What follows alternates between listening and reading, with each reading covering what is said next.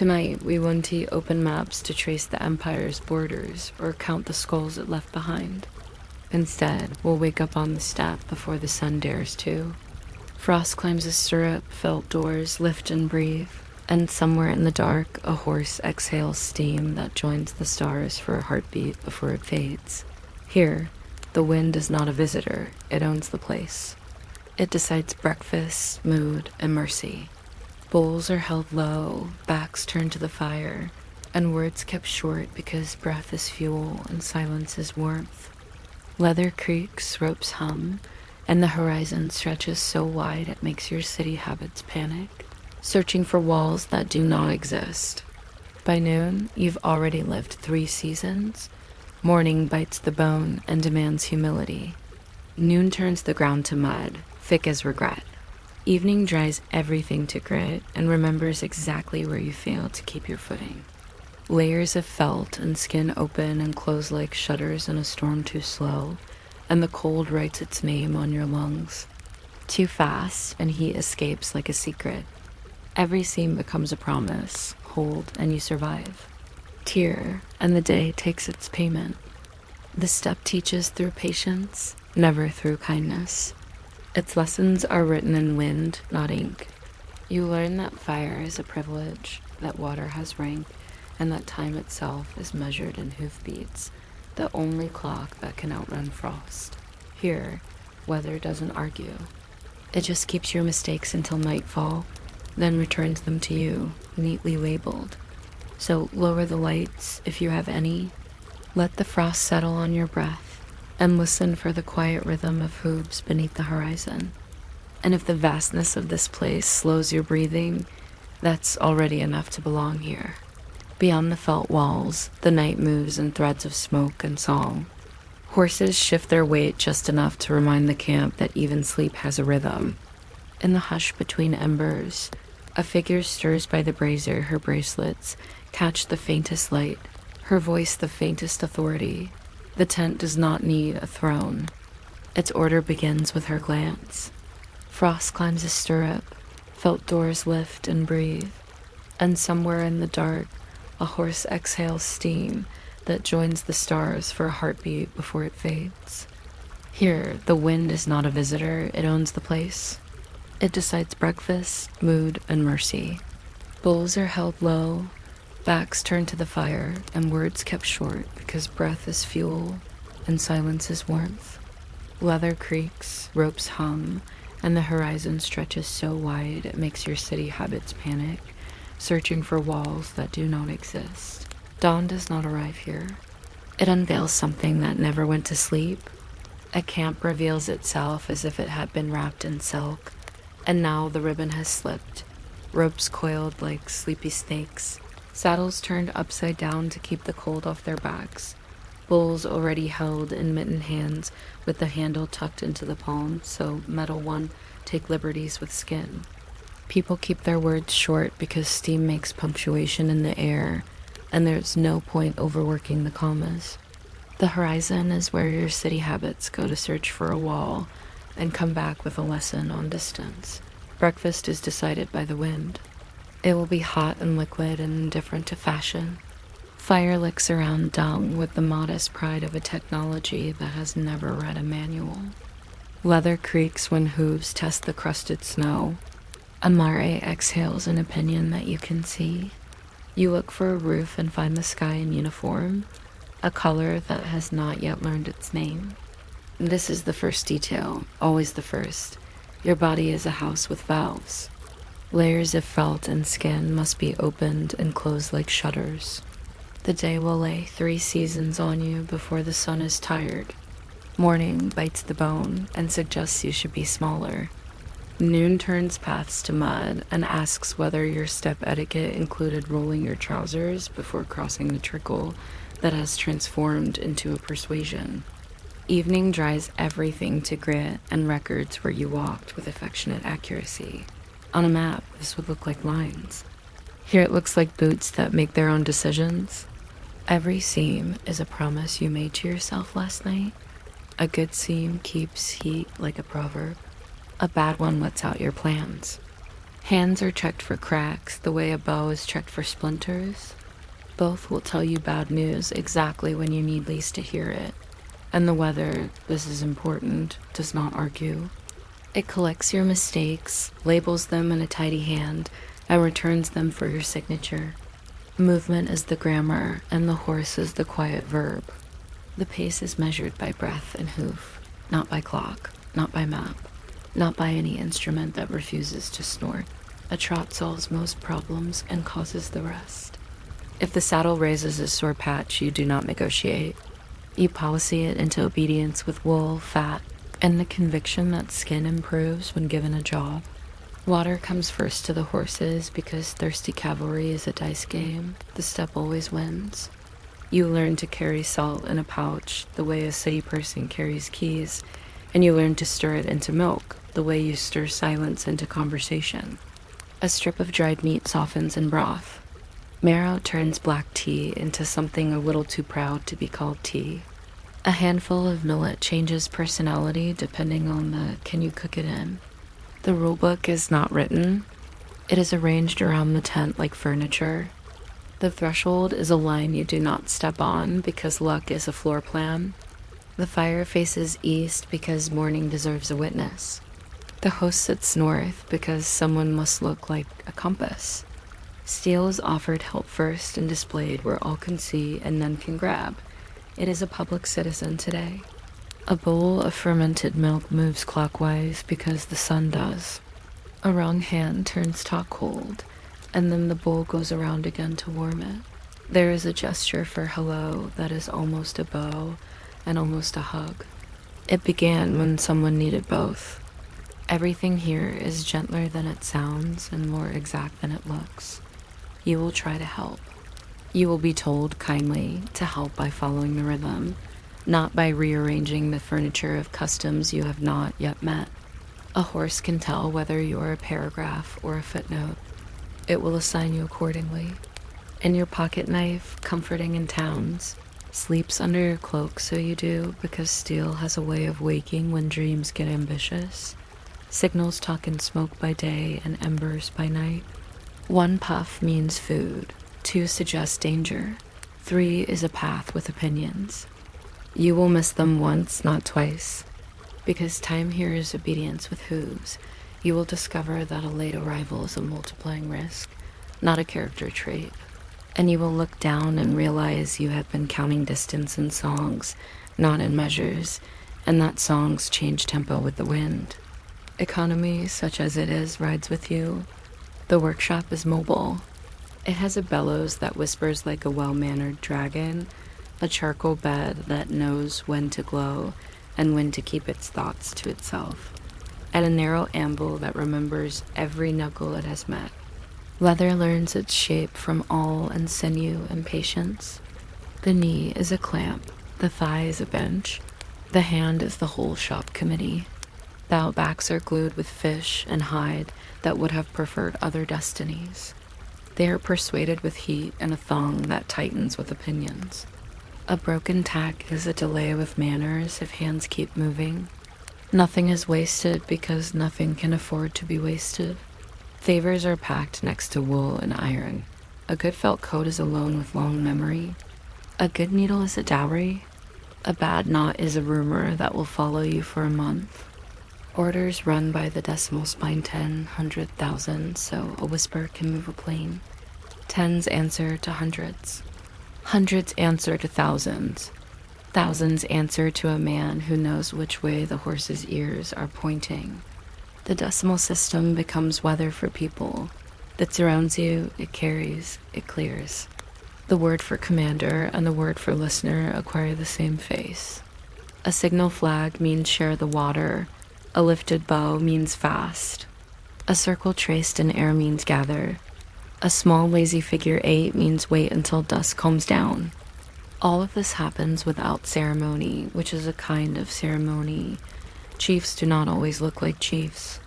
Sometimes they look like the person who decided to fix the girth before anyone else thought to notice. Decisions occur near embers and feel like advice that has already been accepted. A thing worth carrying must be able to do a second job. A pot becomes helmet in rain, proof against nothing and useful anyway. A blanket becomes the revolution of an evening.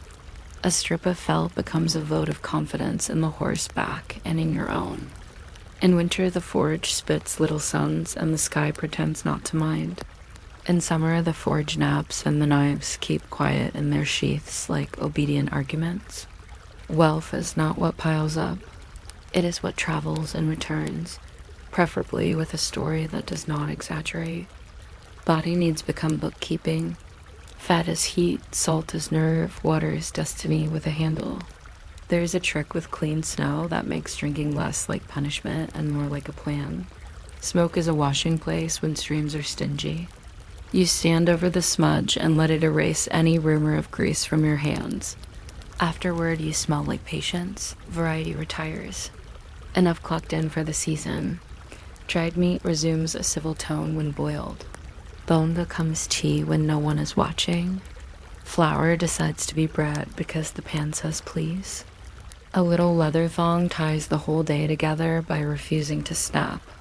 And when the wind becomes a person again and walks the camp in the evening, people unroll felt tight, head to the wind, with stakes biting where the grass still grips. Boots sleep by the fire so dawn finds them pliant. Knives sleep under cloaks so you do. The guard shifts with the stars and counts the miles your eyes couldn't. Songs wander across the camp in low numbers because loud voices waste warmth. The door closes softly. The sky keeps its distance. Horses fold their legs with a grace that seems invented for poetry and is just good engineering. The night reminds you that the ground is a mattress if you arrange your bones in a courteous order. And for all the reputation of harshness, there is a kindness to this ledger of needs. You stop wanting variety and start wanting enough, which is the sort of arithmetic that lets sleep run its hand across your forehead and sign your name. You may be thinking you should have trained more. You should have practiced writing in silence at the same time. The two are the same skill in this place. Living on the horse is an intimacy that produces choreography, where your knee goes, where the bow goes, where the coil of rope sits to avoid the saddle's unhelpful ambitions. Everything has a pocket. Everything has a place to lean. A saddlebag learns the shape of the book you insisted on bringing and presses back with gentle descent until you leave the book behind and bring a needle instead. You discover that a trot is letters, a canter is words, and a gallop is the part of the sentence that knows the answer already. Horses eat before people, and people thank them without speeches. They consult the sky by ear. They carry salt because they understand winter. They have social opinions about hobbles, which are acceptable, and about tangles, which are not. When the day needs snow to be crushed into water, you take turns. When the day needs wind to move a message along the line, mouths and hooves concur. A late rider is not tragic. He is expensive. He drags risk behind him like a polite flag. The decimal spine waits for no one because waiting teaches enemies an easy grammar. You can measure your adaptation by the number of times you do not look for a chair. The camp is furniture enough. A saddle stump becomes a stool. A roll of felt becomes a backrest. A sleeping dog becomes proof that civilization arrived long before architecture.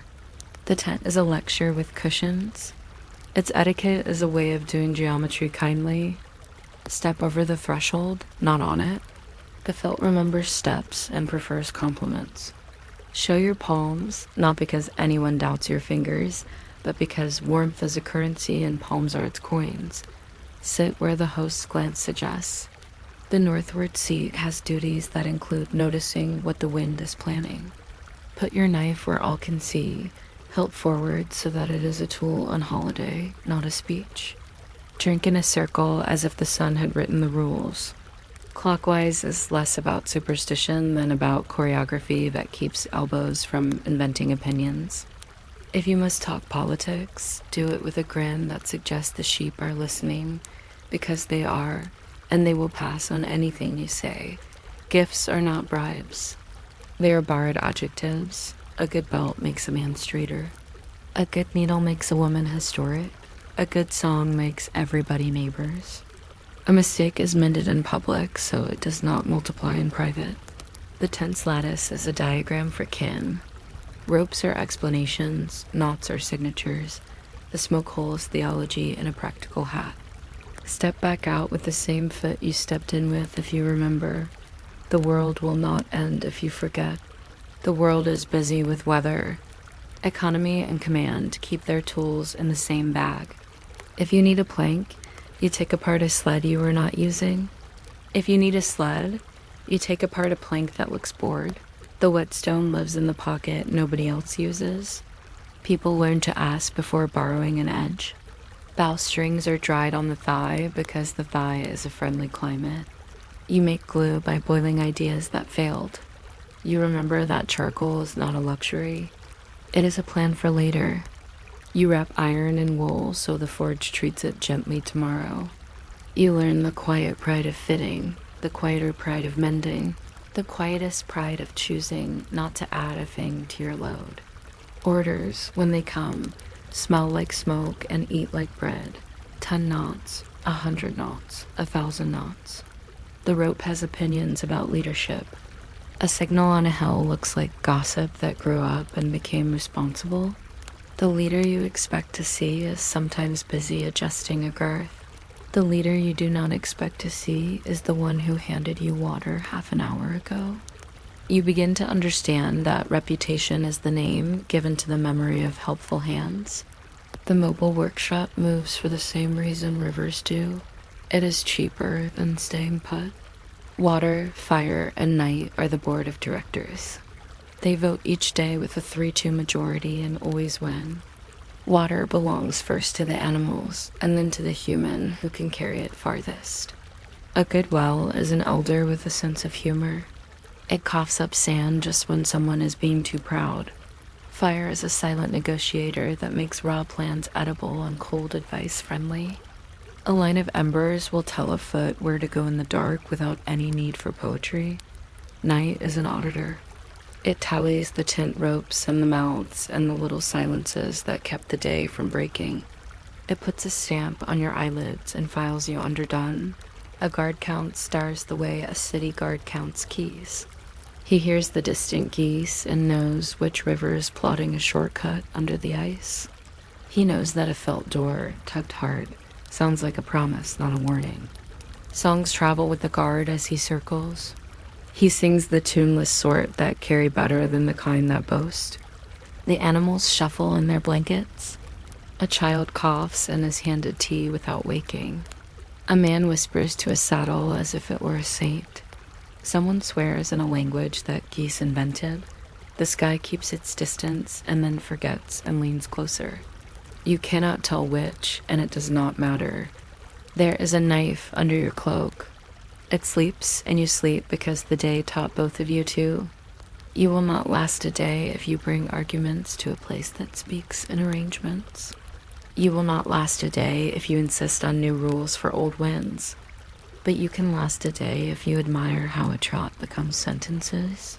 How a bowl moves like a sun, how a decimal takes a whisper and pushes it across a plane without getting tired.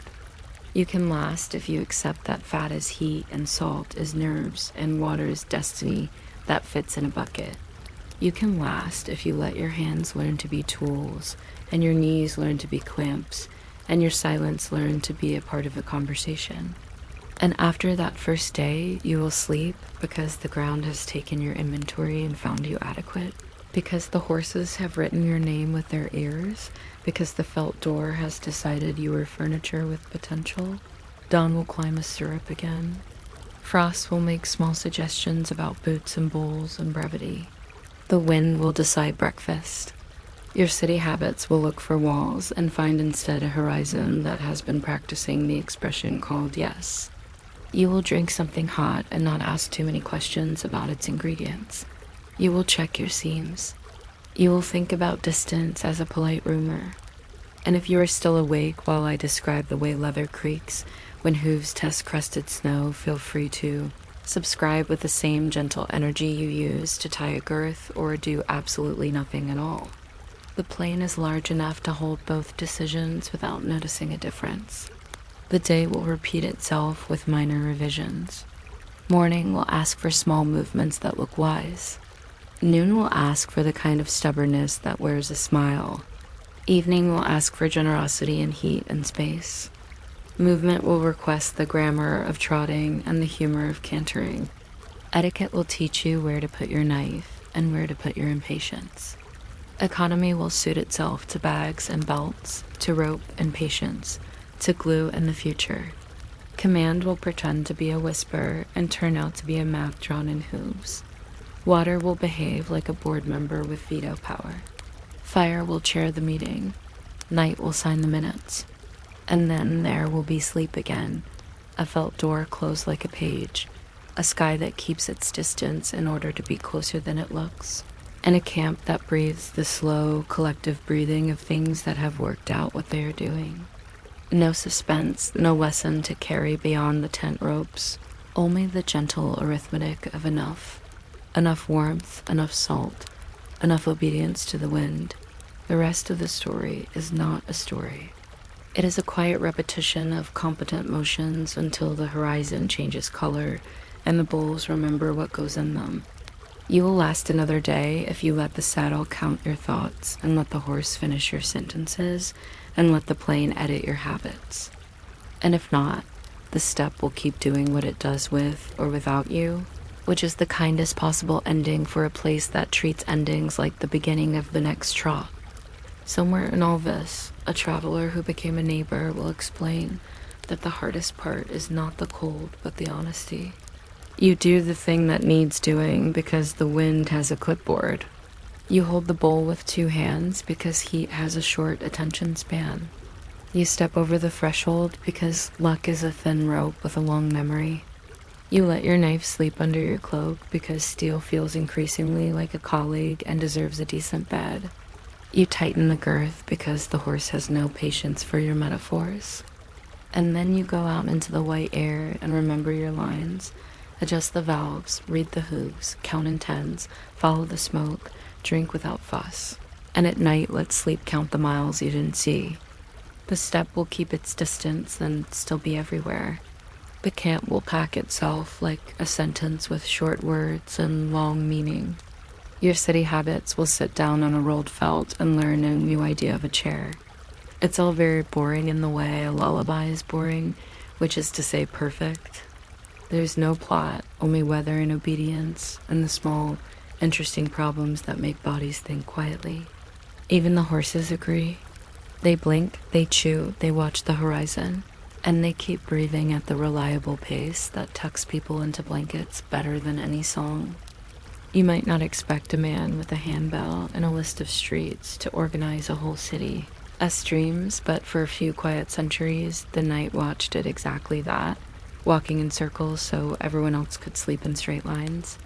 If you are still awake by the time we get to the thrilling distinction between a clapper bell and a spring bell, feel free to subscribe in the softest possible way, perhaps by nodding once and letting your eyelids vote yes. I will take the hint either way. Picture a town where roofs lean toward each other like neighbors sharing the same scarf, and beneath them, a watchman with a cloak, the shape of whether a lanthorn that pretends to be a star, and the jurisdiction to declare the hour, even when the moon already has an opinion. He breathes into his gloves, taps the bell against his knee to remind it of rhythm, and sings a line that is both information and lullaby. Past 10 o'clock on a fair calm night, which is the 18th century equivalent of your phone saying no notifications, carry on. The bell is a small machine for attention, and like most small machines, it survives by being consistent. It swings from a yoke that remembers 1,000 wrists. The clapper is filed smooth to avoid rude harmonics. If the iron mouth is too cold, the note turns short and sulky. The watchman warms it with his palm because metal, like weather, can be reasoned with, very gently. Bells have biographies. A dent from a winter when roofs shed icicles like opinions. A Polish spot from being grasped during a gust that tried to borrow it. Some towns issue rattles instead, wooden tablatures that buzz like tidy thunderstorms, on the theory that a rattle's gossip travels farther down alleys. But a bell's voice lingers after the man turns the corner, which is good advertising for sleep. The watchman also wears an identity on his chest, a badge stamped with the town arms, and sometimes a number that promises accountability to anyone awake enough to count. The badge seems ceremonial. In fact, it is a passport for walking slowly, while everyone else thinks walking slowly is suspicious. The hour cry is the part everyone remembers because memory likes refrains. It begins exactly when you think time needs a nudge and continues until even the stray cats can tell the difference between midnight and the idea of midnight. Past 11 o'clock, a fine frosty night, or past 1 o'clock, and lights to be put out, the latter said, with a hint that suggests oil is expensive and the moon is free. The phrasing varies by county.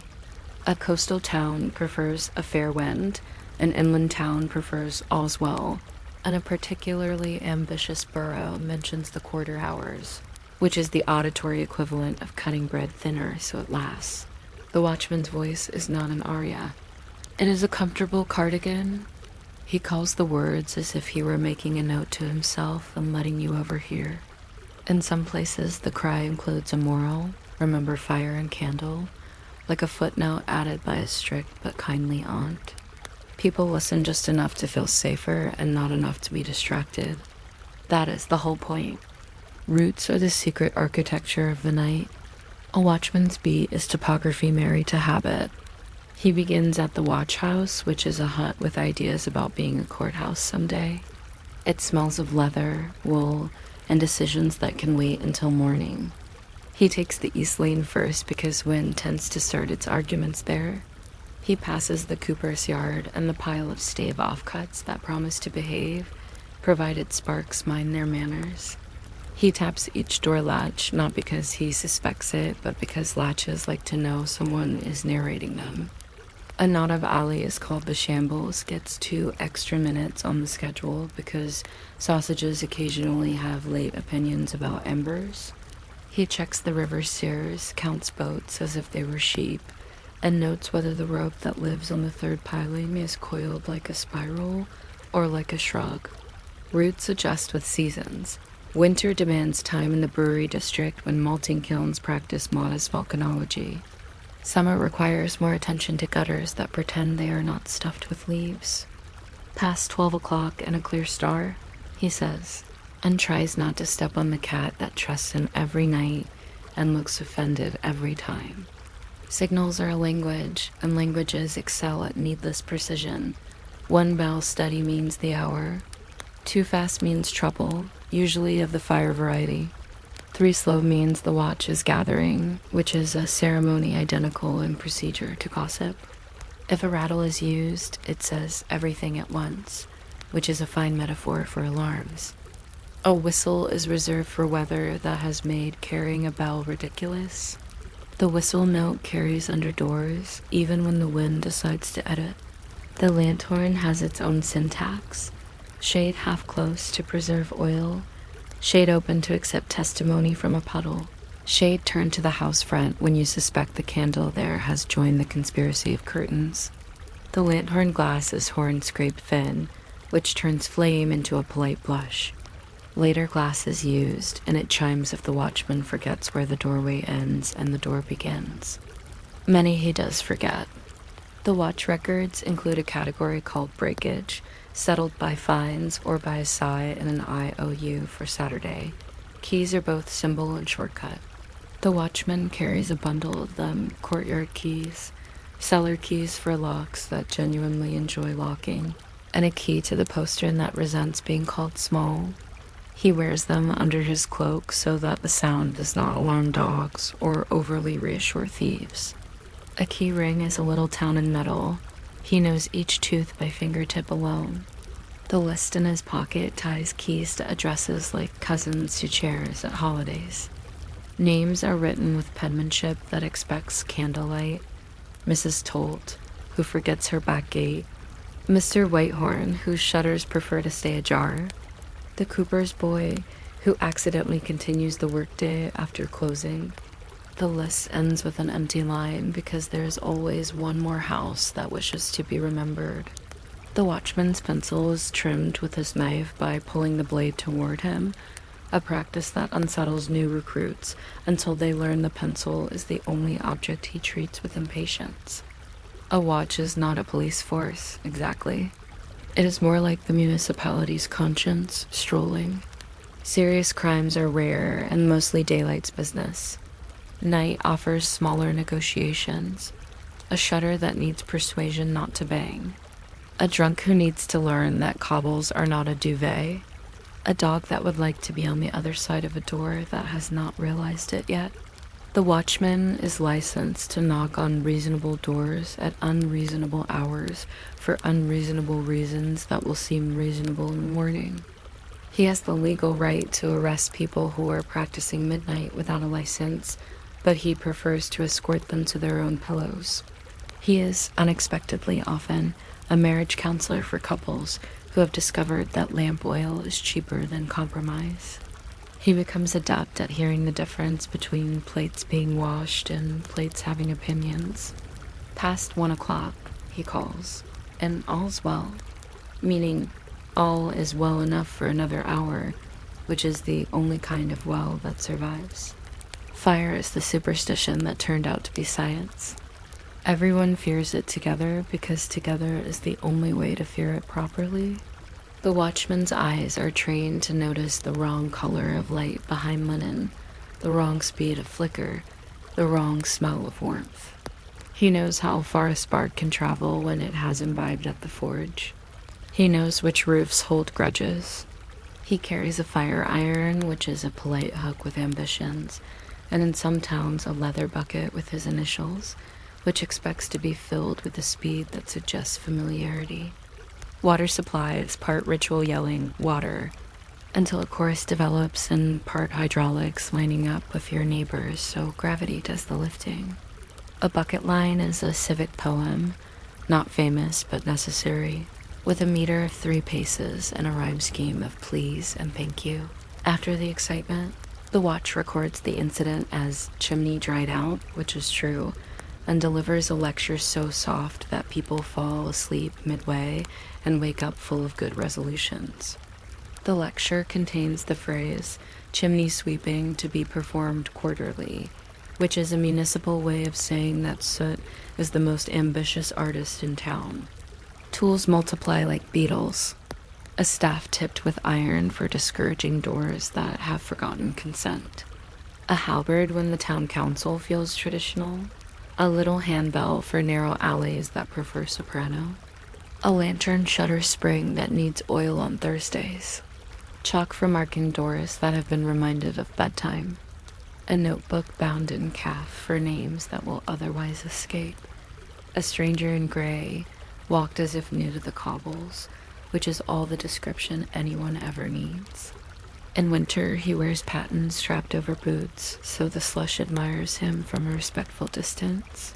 The pattens clap on stone and become part of the hour cry, a percussion section nobody asked for and everybody recognizes. The watch house keeps its own hours and its own tea. On the wall hangs a board with rules painted by someone who loved verbs. Ring, view, knock, report. The stove is an argument about ashes arranged into comfort. There is a long bench where a constable naps with one eye open in case regulations walk in. The desk bears a quill that has written the phrase, "found a hat," more often than any other phrase, and no hat is ever successfully described except to say it was hat-like and belonged to a head until it didn't. T, the lost and found, is a museum of things that nearly completed their journeys. Gloves that broke up amicably with their partners, umbrellas that swore they would return, a shoe that insists it was the sensible one. The watchman signs the log with the tiny flourish of a person determined not to flourish. He notes how many cries were called, how many shutters soothed, how many dogs negotiated with, how many lads advised to go home and tell their mothers that pavement is not a pillow. Statistics like these are the civic equivalent of counting sheep and work for the same reason. Schedules vary with the moon because the moon refuses to sign the attendance book. Near full, the watch sings less and watches more because light has begun doing his job for him and is not to be trusted. Near new, he sings more and happily, putting notes into lanes that look relieved to have company. Rain means fewer fires, but more people discovering that their roofs leak mostly at 2 in the morning. Cold means crisp steps, white breath, the quick proof of a door that seals properly, and the gift of hearing your own bell return from brick fronts with a politeness that suggests acoustics have read etiquette. Heat means open windows and conversations that float into the street like escaped paragraphs. The watch becomes editor, cutting the loud bits cleverly with his bell. Town variations are the seasoning. In Amsterdam, the watch cries time with a cadence that seems to understand tidal schedules. In Basel, the watch adds advice about clouds to his report as if they were employees. In York, he calls the hour, and also whether the Minster clock agrees. In small villages, he announces by name who should bring their shutters in because the wind has appointed itself sheriff again. In some German towns, the night watch adds a stanza of a hymn each hour, which makes the night sound like a church slowly negotiating with a blanket. In Swedish towns, he sings about thieves and God in the same breath, a practical pairing. In London, he competes with cats and costermongers in a fog that eats verbs. He wins by repetition. Of course, people grumble. They grumble that the watchman's cry wakes babies who are conducting vital experiments in silence. They grumble that his bell forgets its indoor voice near corners. They grumble that he is either too early or too late for the hour, which is a philosophic complaint disguised as punctuality. But they also send him out on winter nights with a muffin tucked into a handkerchief and a mug that claims to be tea. They confide directions for travelers who will be arriving after the last candle goes out. They tell him which roof is holding a secret ember and which job is all rhetoric. They like being able to say thank you to time with a face on it. The watch is punctuated by small dramas that refuse to become large. A woman pounding rugs from her upper window on a hot midnight calls down that she has misjudged wind, and now her bedding is trying to leave. The watchman stands at the base like a net and receives feather pillows into history. A brewer's boy falls asleep on a sack and turns into a topographical feature. The watch leans him so the sack is a pillow and not the other way around. A chimney coughs once and then recovers, embarrassed. The watchman pretends not to have noticed. A star drops behind a roof and appears on the other side, accomplishing what all of us hope to do eventually. The logbook records each event with the same serene handwriting, as if noting the hour and collecting a runaway pillow share a metaphysical category. Sometimes the watch arrests someone. The process is mostly paperwork, which is a form of quiet victory. He escorts the offender to the watch house, offers a chair that squeaks its disapproval, and writes a description so sober it could balance a table. Taken up. One Thomas S., for singing an entire ballad to a door he believed was a woman of his acquaintance. Thomas is safely returned to mourning. The door's reputation remains unsullied. The watchman's note is filed between chimney swept without complaint, and lanthorn glass provided to Mr. Withers, and no drama survives the filing. Dawn is the punchline that never quite lands, which is why it stays funny. The watch calls past 4 o'clock and daylight coming, which is like announcing that bread will continue to be bread. The town accepts this news with gratitude masked as indifference. Bakers throttle up their ovens. Milk arrives at a temperature that argues kindly with pails. Carts creak like chorus members warming their vowels. The watchman returns to the watch house and hangs his bell on a peg that feels like both a hook and a question mark. He writes the last line in the log: no fires, 1 dog persuaded, 2 lovers advised to consider blankets, and initials it with a flourish that might be a yawn. If you have drifted a little, that's appropriate. The watch is designed for it. He walked while you wandered.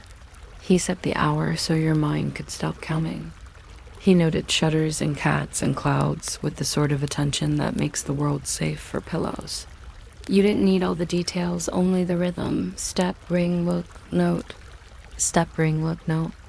We could continue with the history when paid watches replaced voluntary ones, when police absorbed the clock singing into uniforms that preferred silence, when gaslight replaced oil and made lantern horns jealous. But it all resolves to the same sleepy arithmetic. Night is longer when nobody tends it. Night is kinder when somebody does. So if, as your breathing evens, you hear a bell in your head telling you that it is past whatever o'clock, that is simply a very old job still being done by a very small machine and a very patient voice.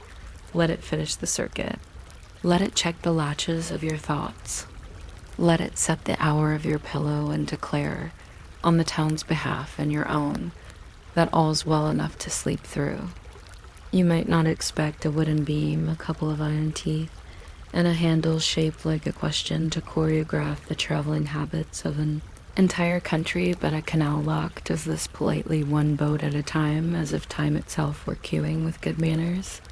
If you re still awake by the moment I compare a windlass to a key that unlocks water, feel free to subscribe with the same effort it takes to nod at a passing duck.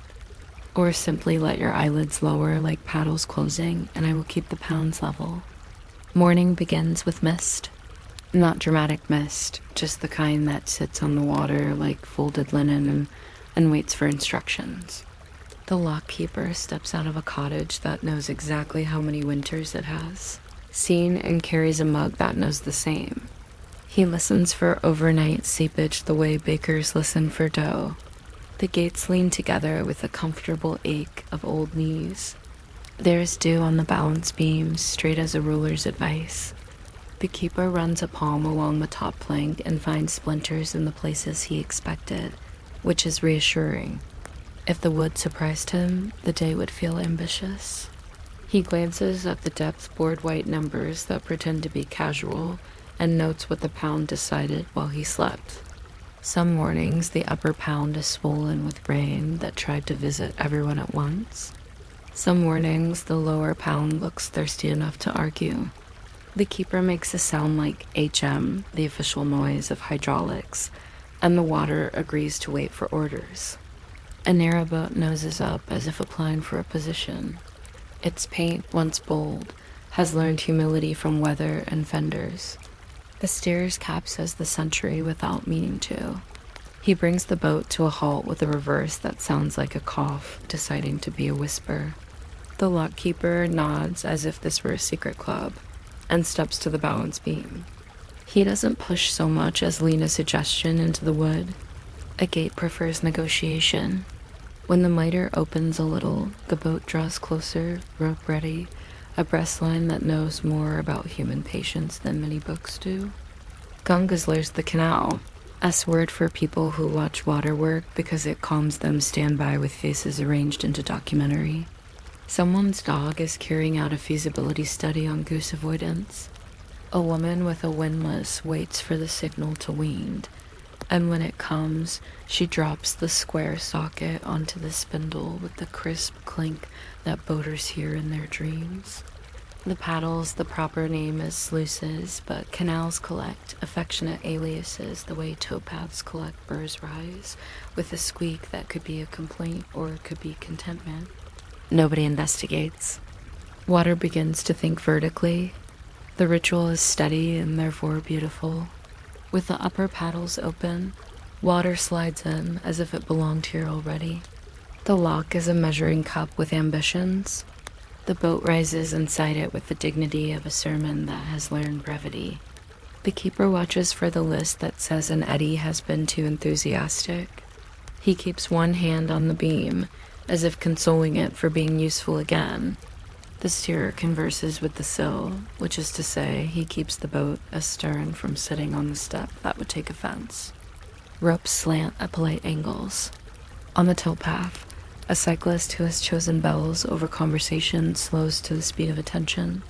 In the garden behind the cottage, beans consider climbing toward the washing line. Someone mentions weather without suggesting any outcomes. The water climbs, reaches, settles, paddles drop. A gate accepts the idea of opening with a little groan a bookshelf makes when asked for a favorite. The boat glides out like a thought that finally remembered its verb. Nobody claps. The canal doesn't believe in applause. It believes in repetition. The tools are ordinary but behave like vocabulary. The windlass, little-shaped, socketed, sometimes with a cheerful flourish in brass, is a lever that respects wrists. A good one feels like common sense. The balance beam is a long white plank that turns a gate from a problem into a suggestion. Children think it is for walking along, and keepers have learned to negotiate with both gravity and parents. The heel posts, the coin, the still solid nouns that agree to remain where placed disappear into wood and water, doing the work of stagehands. Paddle gear comes in ratchets and clutches. The ratchet chatters like an excited clerk, and the clutch pretends to be silent while conducting complicated business in grease. There is a chain for emergencies, which are rare, and a hand signal for steady that looks like you are smoothing the air. None of this equipment is glamorous. All of it is honest. If the canal were a sentence, the lock is the comma that lets boats inhale. Rules exist and do not apologize. You never open a paddle fast unless you are trying to teach your boat to dance the wrong dance.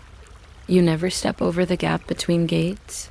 You walk around, grumbling about extra steps because grumbling is safer than falling. You check the telltale white line on the sill marker and remember that timber is patient until it is not. In frost, you tap the gear to break politeness into motion. In heat, you hit the planks, or they start to believe they are doors into a very dry world. There's a rule about working uphill traffic first if water is tight, and a rule about minding the pounds between locks like cousins who bicker when left alone. There is a rule about smiling at volunteers in matching fleeces who love the canal as if they invented it last Tuesday. The lockkeeper knows the rules because he wrote half of them in his head and the other half on a board in the hut where nobody reads them and everyone obeys them anyway. Tolls used to make their own slow music. A gauging lock could measure your boat's honesty by how deep she sat. Planks on the walls marked in chalky increments. A clerk with a book that smelled like ballast, the careful arithmetic of bricks and weight. Tariffs charged extra for luxuries that pretended not to be luxuries, tea, tobacco, certain fabrics that traveled with quiet vanity. Coal paid less by the ton than cheese by the hope. Cheese has ambitions. A keeper would note 36 tons bound down fine weather yesterday with the same pen that later recorded 2 swans on lower pound, behaving. These were the correct categories. The office at the wharf had a calendar made of thumbprints. Coins clinked in a drawer that had learned the rhythm of prosperity and its opposite. Nowadays, the logbook records volunteer names, water levels, a complaint from a moorhen who does not like travel through its dining. Room in one sketch diagram reminding new crew that the paddle paint is red for the bottom gate, white for the top. This is not universal, but neither are sunsets. The canal's drama is weather behaved into work. A rainy week sends brown water sedately over weirs that sound like polite applause. A dry month teaches everyone new equivalents for please conserve. The keeper walks with a long rake that nudges floating inventions, plastic buckets that lost their dreams, branches that aimed for bridges and fell short, footballs in search of clubs away from the paddle culverts. He clears a culvert mouth with the grim merriment of a dentist who has discovered that rivers also hoard sweets. Winter can freeze a pound into a philosophy about stillness. Keepers break the skin where they must and leave the rest to the sun, who has a more patient contract. Summer brings weeds that attempt to knit the canal into a sweater. A workboat comes with a vegetation cutter that lives for geometry and goes home smelling of botany. Through all this, locks keep doing their fractions, raise by so much, lower by so much, fine level, repeat. Boats have manners and personalities and feuds. A working boat with square bows enters a chamber like an uncle entering a parlor he built. It knows the dimensions by heart and resents conversations about paint. A holiday boat proceeds as if reading instructions aloud. Approach, pause, grin at everyone, misjudge the wind once, correct, wave. Historic boats insist upon the right of way that comes with age spots. Canoes request water with their eyebrows. Paddleboards drift through like punctuation. Docks rate the towpath as newsprint. Children learn sequences, close the bottom paddles before opening the top, mind the pawl, check the rope, listen for the pitch change that means water is almost ready to become level. They take this knowledge back to school where it confuses desks in helpful ways. On calm Tuesdays, you will see kettle steam curling from a cabin slide while the steward discusses biscuits with geese. On brisk Saturdays, you will see 6 boats learning to share a queue with saintly patience and little heroic acts of boat hook generosity. The log cottage knows everyone by their engine sound. The slow thump of a vintage diesel like a large cat considering a nap. The precise hum of a modern engine reading its own manual. The occasional wheeze of a boat that has temporarily redefined optimism. The cottage garden compensates for all of it with beans, chard, indefatigable mint, a small orchard of apples trained against brick like well-behaved diagrams. On the sill outside the kitchen sits a tin for spare windlass pins and washers. On the shelf over the range lives a ledger for water levels. A cat pretends to belong to the cottage and actually belongs to the warm patch near the stove. The keeper's boots wait by the door in a puddle shaped exactly like last week as puddle. There is a sound when paddles open that deserves a paragraph by itself. Not the first metallic complaint, not the ratchet's business-like chatter. The sound after that, when water begins to show you its opinions. It's a tumbled sigh, a knitting noise, 1,000 fingernails drumming relief along timber. The chamber turns into a throat clearing. Most of the day's conversation takes place in this language. It tells you if the paddle spindle needs grease, if a chunk of branch has lodged itself exactly where mistakes live, if a gate seal is tired of being admirable. Experienced keepers can tell which paddle is speaking while blinking. They put a little oil on the places that prefer compliments, and the water alters its sentence accordingly. Visitors ask whether locks ever get confused about direction. They do not. A lock is an expert in before and after. It keeps the vocabulary of uphill and downhill in separate pockets and pulls out whichever pocket the boat requests. The keeper keeps both pockets clean. On flights, those glamorous staircases of locks where boats climb a hill in patient increments, the keeper and crew become a short-term orchestra. One gate starts to close as the next begins to open. Paddles coordinate like a metronome's cousins. If you stand on a bridge at the top and look down the line, you see rectangles of water practicing scales. Many people fall in love with canals at this exact angle. Geometry teaching peace. Economy never leaves the scene, it only changes shoe size. Where toll clerks once argue kindly with weighers and warehousemen, now there are higher base receptions where holiday makers learn the sacred languages, where the windlass lives, how the loo has a personality, what the slow down for moored boats sign means in syllables.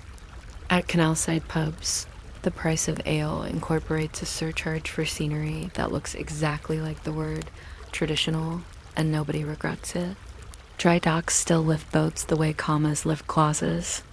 Chandlers sell brass that insists on being polished and ropes that enjoy being coiled.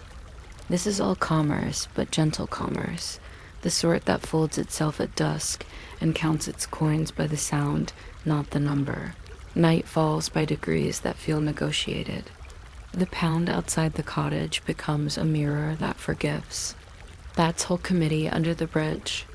A last boat slides in, its cabin light a small moon that minds its manners. The keeper does one more walk, palm on timber, ear on gear, eye on the line where water pretends it is level and is secretly proud of being exactly that. He chalks a note in the shed top offside paddle to be greased Thursday and leaves the windlasses hanging like tidy punctuation. Inside, the kettle resumes its duties. Outside, the gates lean together again, conspirators against haste. You might think the canal sleeps. It doesn't. It hums so quietly that only ducks and retired engineers can hear it. If you drifted for a while, that's appropriate. Locks are designed for that. They take a complicated negotiation to different heights, arguing about who should go first, and turn it into a sequence of predictable kindnesses. Open this, close that, wait while the numbers agree. Laugh at the goose that refuses to be impressed. Each chamber repeats the same bedtime story without changing the ending or the moral. There is no suspense, only water finding its manners. Even the occasional excitement, the paddle left up, the gate that sulks resolves into slow-motion competence. A volunteer appears with a grease gun the shape of a promise. A boater apologizes with biscuits. A Huron watches the entire affair and renames it irrelevant. In history books, locks are given credit for reshaping economies, delivering coal and cloth into the arms of cities that had previously dated only with muddy roads. That is true and important and not particularly useful for sleeping. What helps is the smallness, a handle fitted to a square, a gate beam that needs exactly your weight, a chamber that turns turbulence into arithmetic.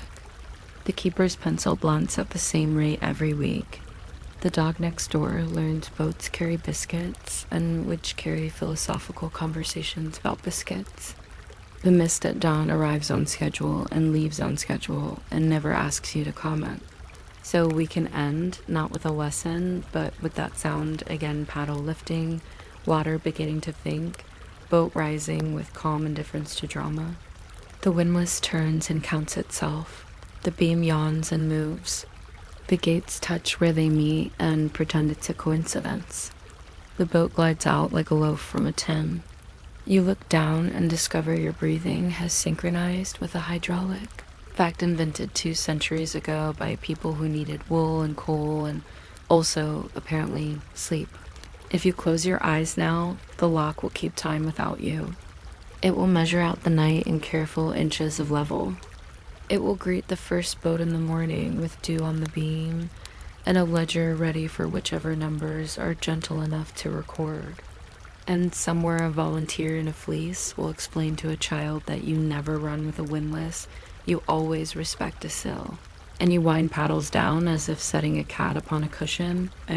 Rule that might be the entire philosophy of canals, and also an acceptable way to lower your thoughts into dreams. You might not expect a loaf to carry a small constitution inside its crust, but for a few long, comfortable centuries, bread reported to law the way a sleepy clerk reports to a warm desk. The price of grain wobbled, the weight of loaves changed their minds, and somewhere a town official with a cap that liked authority whispered numbers into a bakery before sunrise. If you were still awake by the time we reached the thrilling question of whether an ale taster's leather breeches were actually designed for sitting in puddles of beer, feel free to subscribe with the gentle decisiveness of dust settling on a shelf, or just let your eyes do that pleasant slow blink that tells the room you'll be listening horizontally from now on. The oven is already awake. It has been fed with brushwood and arguments. The baker's peel leans like a long, patient oar. Flour floats in the air without hurry. A stone trough holds dough that remembers yesterday and is teaching today how to be reasonable. On the bench sits a scale with pans like small moons and iron weights stamped with the town's idea of fairness. A clerk arrives, not to scold, but to count. He has a table in his pocket that listens to grain prices and tells bread how heavy it ought to be. If wheat is dear, the loaf grows lighter. If wheat is cheap, the loaf grows generous. The shape stays constant so hands can memorize it. The density does the arithmetic. It is called the assize, which sounds like a theatrical costume, but is simply the agreement that breakfast will be measurable. He sets down his table columns, rows, tiny numerals, that look like they'd rather be napping and asks what the mill charged in the last week. The baker names a figure. The clerk hums. He taps a weight with a fingernail and listens for the note that means it has not wandered. Weighing begins. Dough is cut with a string, and the trimmings go back into the trough, the way small thoughts return to a larger idea. The scale decides without passion. A loaf that leans too far to the generous side earns a nod. A loaf that sighs underweight earns a trim. A loaf that is shy receives a handful of dough as encouragement. Somewhere in town, a bell for matins tries to be modest, fails, and announces itself. The oven door opens and breathes out a treaty, heat in exchange for silence. The first batch goes in with a slide and a shuffle. On the floor, a scattering of bran shows traffic patterns like footprints in tidy snow. If you are the sort of person who likes minute procedures, your heart has already slowed to the right speed. Markets are not only money, they are calendars with bread as the day markers. The bread stall sits near the measures, the yard rod, the bushel, the gallons with hoops because accuracy enjoys company. The official gallon is a wooden bucket that has been taught not to be creative. It has an iron hoop, a scar from a once ambitious dog, and a neat brand that says, in effect, "I am the bucket you argued about last winter." The bushel sits with its face up like an expressionless moon. When grain is poured in, a scraper called a strike levels the top with a motion so restrained that the air applauds only inwardly. The bread inspector walks by in an unthreatening way, looking for loaves that clearly forgot their math. He carries a little hook to lift a loaf without confusing it with affection. If a baker has molded a handsome shape but trimmed its substance, the hook discovers the secret. The penalty is not dramatic. It might be a fine, or the baker's bread is given away that day under supervision to make the point, which bread does gladly because bread is a social creature at heart. Next to the bread, ale hums along in its own regulated lane. Here wanders the ale taster, sometimes called a gauger, sometimes an ale cunner, who wears leather breeches as if his legs had enrolled in a practical course. He carries a staff with notches that mean volume, and a tongue with notches that mean experience. The ale is tested for strength and honesty. Nobody expects poetry. The ale cunner dips a cup, sips, looks modestly into the middle distance, and says whether this is ale that would obey a sermon. In some towns, he also checks for sugar sneaked in to thicken a thin brew, a practice that makes the ale seem generous without adding decency. The famous breeches appear when he tests for over-yeasting or sly stickiness. He pours a splash on a bench, sits, and after a minute stands. If his breeches lift with the bench, the ale has been encouraged by more sweetness than law prefers. It is a dignified test if you do not think about it too much. Children observe with the devout attention reserved for processions and geese. The brewer makes the face of a person whose bridge has been inspected and found sound. Paperwork occurs. It is unexciting in the calming way that bridges and paperwork should always be. Back in the bakehouse, the oven has turned into afternoon. The baker works by sequences, not by clock. Mix, rest, knock back, weigh, shape, proof, peel, bake, and the part simply called listen. Listening in a bakery is practical. You can hear whether the crust is setting into a shell or into a suit of armor. You can hear the floor ask for more bran. You can hear water insisting on steam. The peel learns to pick up loaves with minimal theater. Bread that must be sold while still warm is marked to cool like a river with a change of mind. Bread for tomorrow is moved to the shelf that behaves like night. Guests arrive who are not people. A cat that pretends to be quality control. A dog that honors the idea of crumbs. A sparrow with a radical policy on ownership. The baker treats them as colleagues, which keeps everyone's dignity intact. The clerk returns in the afternoon for a final weigh, not because he doubts the baker, but because bread and law share an affection for repetition that helps sleep. Here the rhythm shifts without any need to announce it. Imagine standing near the city gate where traders arrive with slow decisions. A farmer offers sacks that remember the field. You can read the year in the color of dust around the seams. Before the sacks come into town, they meet the standard. The bushel is brought, the strike is made, and grain levels out like breath after a hill. Fines for short measure exist, but the preferred correction is demonstration. Here is the top, here is the scrape, here is how gravity wants to be useful. In the corner stands the yard rod, iron-capped, pleasantly severe, pretending to be a sword that forgot drama.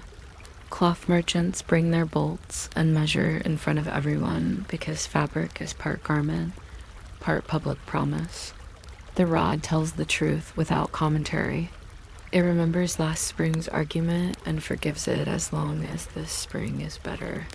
Bread nearby continues to be weighed as if it were negotiating with arithmetic. The market's quiet miracle is that numbers become flavors. The more you look, the more you see small laws that act like furniture. You do not notice them until you trip on the absence of a chair. Bakers are required to mark loaves with their sign, an initial, a symbol, a habit, so that if a loaf misbehaves, its maker can be found for conversation that begins with respect and ends with flour. In some places, the price to be charged is posted on a board outside the hall, like weather. In others, price floats, but weight is anchored.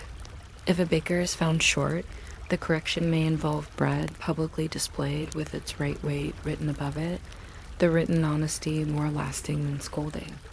Markets like oaths that are visible. There's a reason those iron weights carry official stamps. Authority is a fan of hammers. Amid all this bread and measuring, ale continues to remind everyone that law is easier to swallow when it tastes agreeable. The alehouse keeps a clean dipper specifically for the conner's task. The dipper has a dent with a story no one bothers to tell the same way twice. The ale taster writes in a little book, good and sufficient. Sometimes he writes small about beer that was practically a sermon on temperance. Sometimes he writes stale, which means aged, not unkind, the flavor more thoughtful than eager. He does not linger over adjectives. He is too busy comparing samples that insist on being unique and somehow all exactly adequate. At fairs, this light bureaucracy becomes a parade. Brewers line their barrels like arguments. The cunner becomes an ambassador of balance. His breeches, which have suffered more than most garments in pursuit of duty, dry on a line behind the tavern like pennants of practicality. Now the rhythm slides again without raising its voice. It is evening, and the crusts have cooled into resolve. The last customers come with coins that have a memory for other palms. The baker breaks yesterday, unsold loaves into trencherous flat rounds that will carry stew tomorrow and be eaten afterward as proof that plates need not be immortal. Stale bread is not a failure. It is a stage of usefulness. Sops and wine reassure the unwell. Puddings assemble themselves as if they've been waiting all day for custard. The crumbs, collected with a faith that borders on theology, go to a dish that pretends it was invented recently. The oven gives a final exhale. In the corner, the scale is covered with a cloth, as if tucking in a diligent child. Official weights return to their little chest with compartments like a polite puzzle. The clerk has gone home to his own bread, the same, just differently sliced, and the ale taster has hung up his breeches where the cat disapproves of them on principle. The philosophy behind all this, if philosophy could be coaxed out of a loaf, is that fairness should taste ordinary. No trumpet announces that your bread weighs what it should. The justice is baked in and declared by silence. Laws about bread and ale were not made for heroes. They were made for breakfasts and suppers, which are better equals than epics.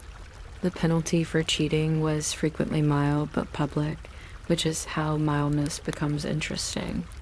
A baker might be put in the pillory with a loaf hung around his neck the size he should have baked. Humiliation quickly turns into comedy, and comedy into conversation, and conversation into better bread. It's a tidy sequence, easier on the soul than harsher inventions. The worst that could happen to a baker, and rarely did, was to be forbidden to bake. Being expelled from a craft is a quiet tragedy, and the town knew it. The connection between grain prices and loaf weight was not elegant, but it was compassionate in the way a ledger can be. When harvests failed, the town did not ask the poor to buy the same loaf at Arona's price. It asked the baker to make smaller loaves at the old price and to put the arithmetic where everyone could see it. People could hold the fairness in their hands, even if it had been trimmed. On days when floods made mills sulk and grinding slowed, bread arrived later and the market murmured rather than shouted. There is an odd comfort in knowing that when wheat was cheap, loaves grew plumper, not because generosity had woken early, but because tables were in charge and the tables had learned to say yes. A small digression, the sleepy kind, arrives about salt. Salt in bread is not only flavor, it is behavior. In places where salt was taxed, bread without salt sulked in the oven and went stale before it understood its calling. Some cities, rich in salt, baked confident bread that kept its opinions longer. Regulations nod to salt inside comments like a footnote that secretly runs the argument. When the clerk weighs a dough piece, he is weighing flour plus water plus salt plus the patience of yeast.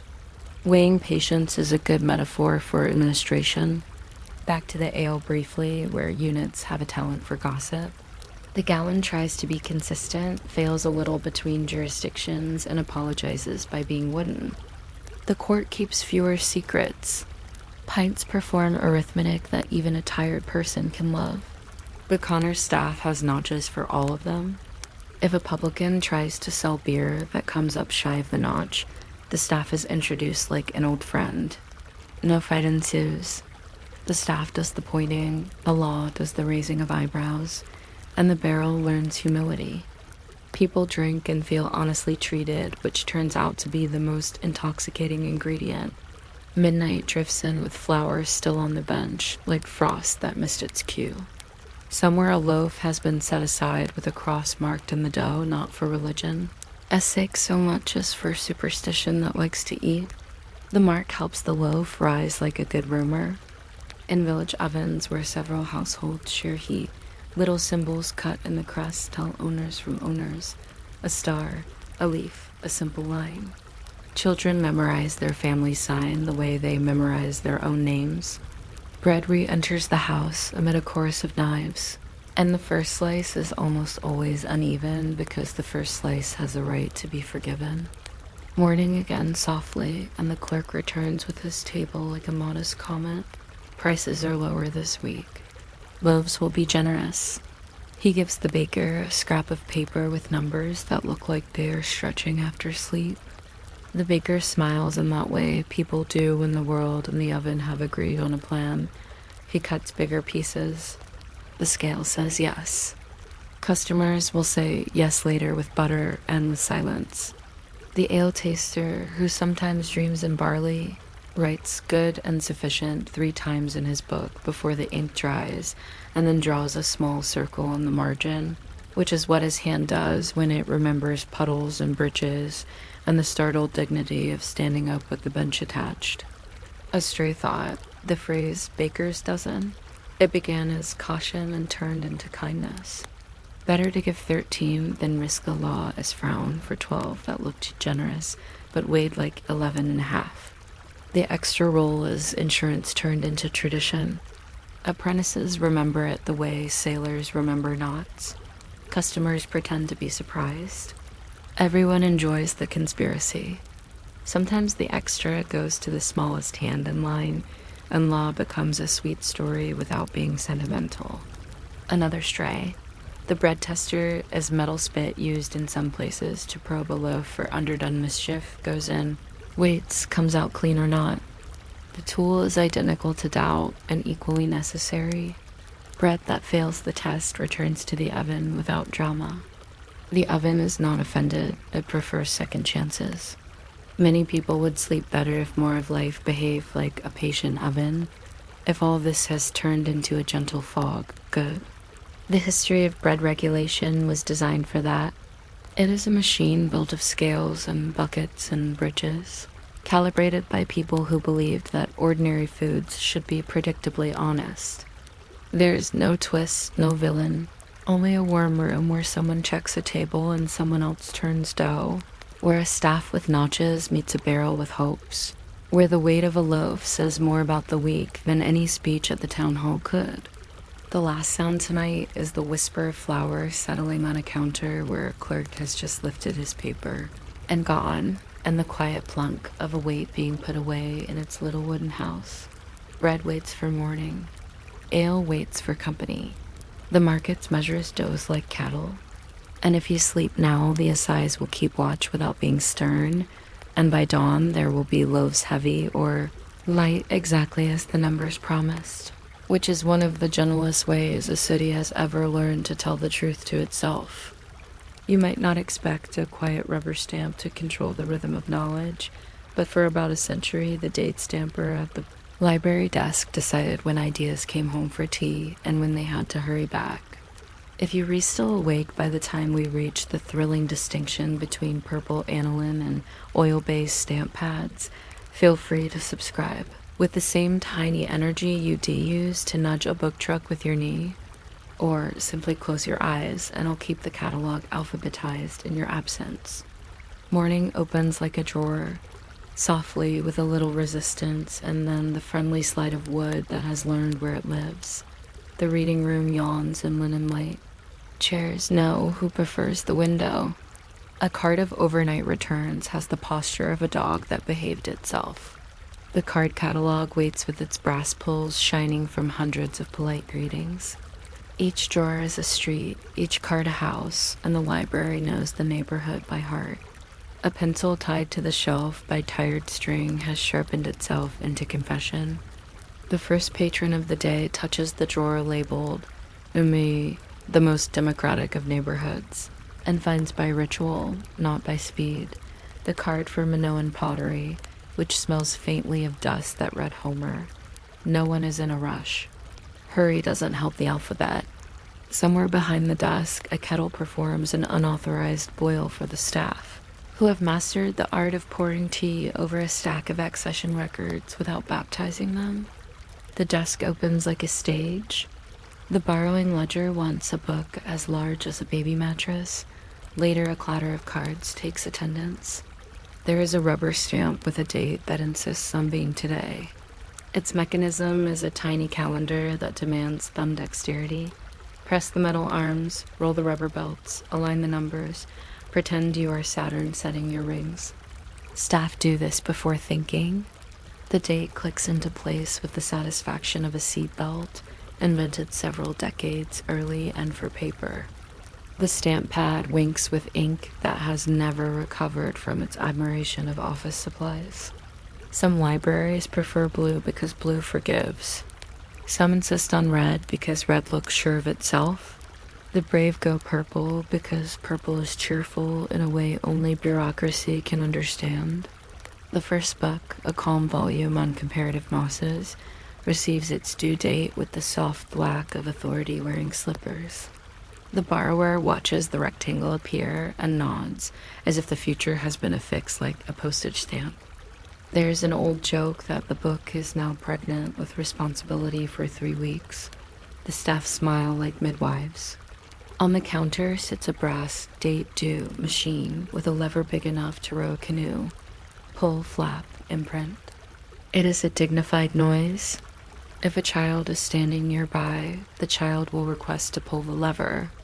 The staff will allow it because childhood gets to press the world once in a while.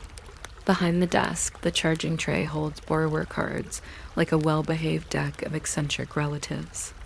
Each book has its own borrower's card tucked in a pocket. The ritual's choreography: remove the book card, slide it under the patron's pocket card, line the names like a polite introduction, stamp the date through both, drop the book card into the day's compartment, return the patron's card to its sleeve with a motion that looks like blessing.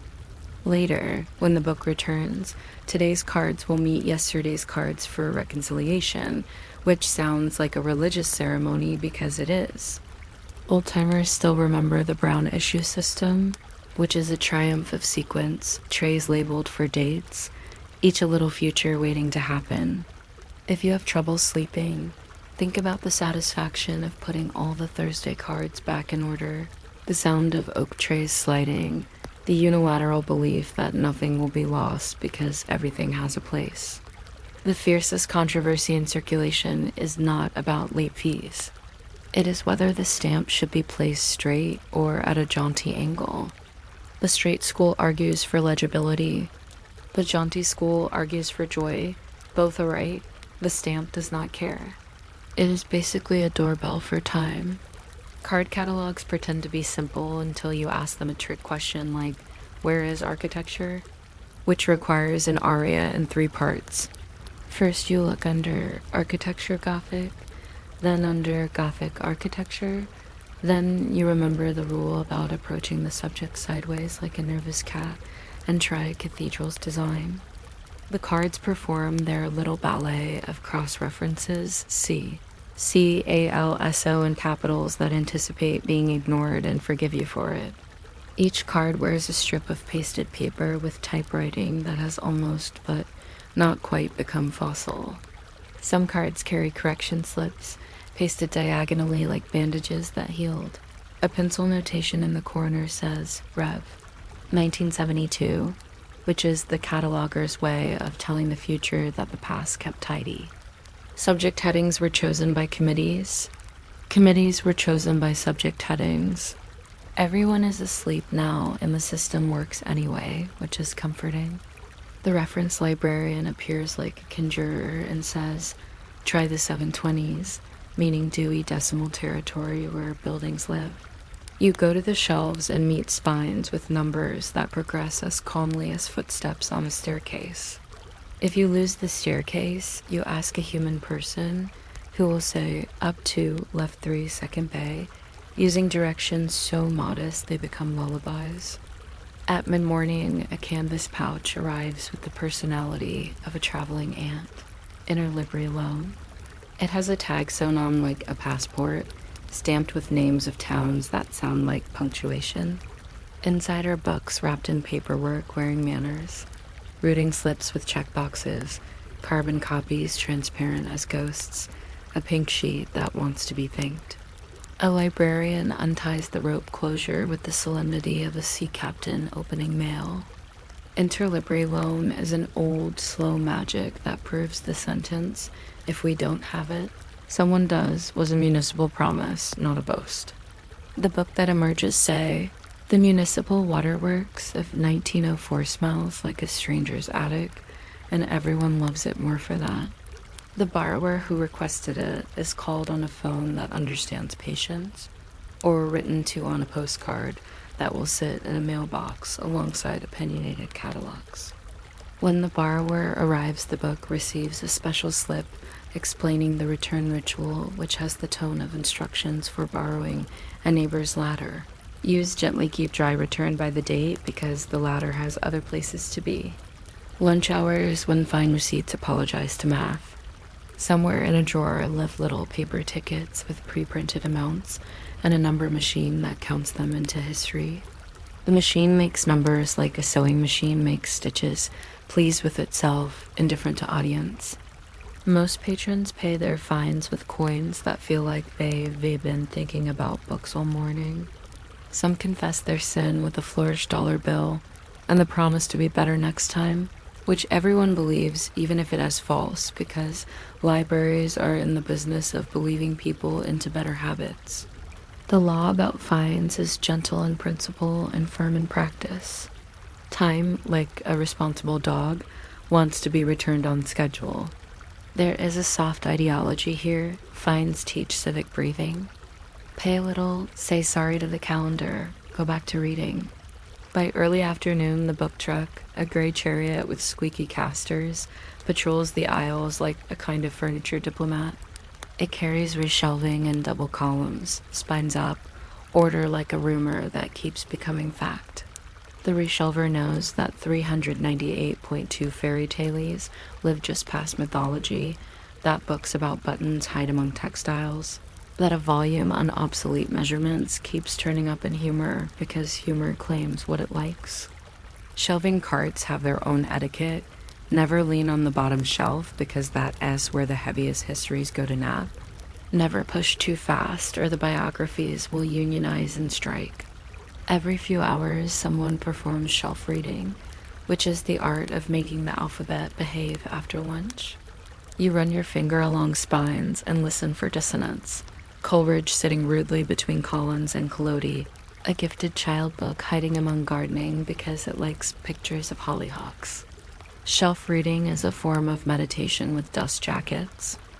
Mid-afternoon is the hour of the public catalog corrections. Patrons leave tiny notes on scrap paper, the kind trimmed from old mission statements, saying card missing in 636.8 cats, or title misspelled, broccoli has 2 CS, which is true and heroic. The cataloger tapes these to their monitor as if assembling a collage of civic virtue. Then there is the stamping of day 2 slips and newly processed books, a whole teenager of sticky pockets peeled and smoothed into the inside back cover with the palm of your hand, pressing until the glue believes in permanence.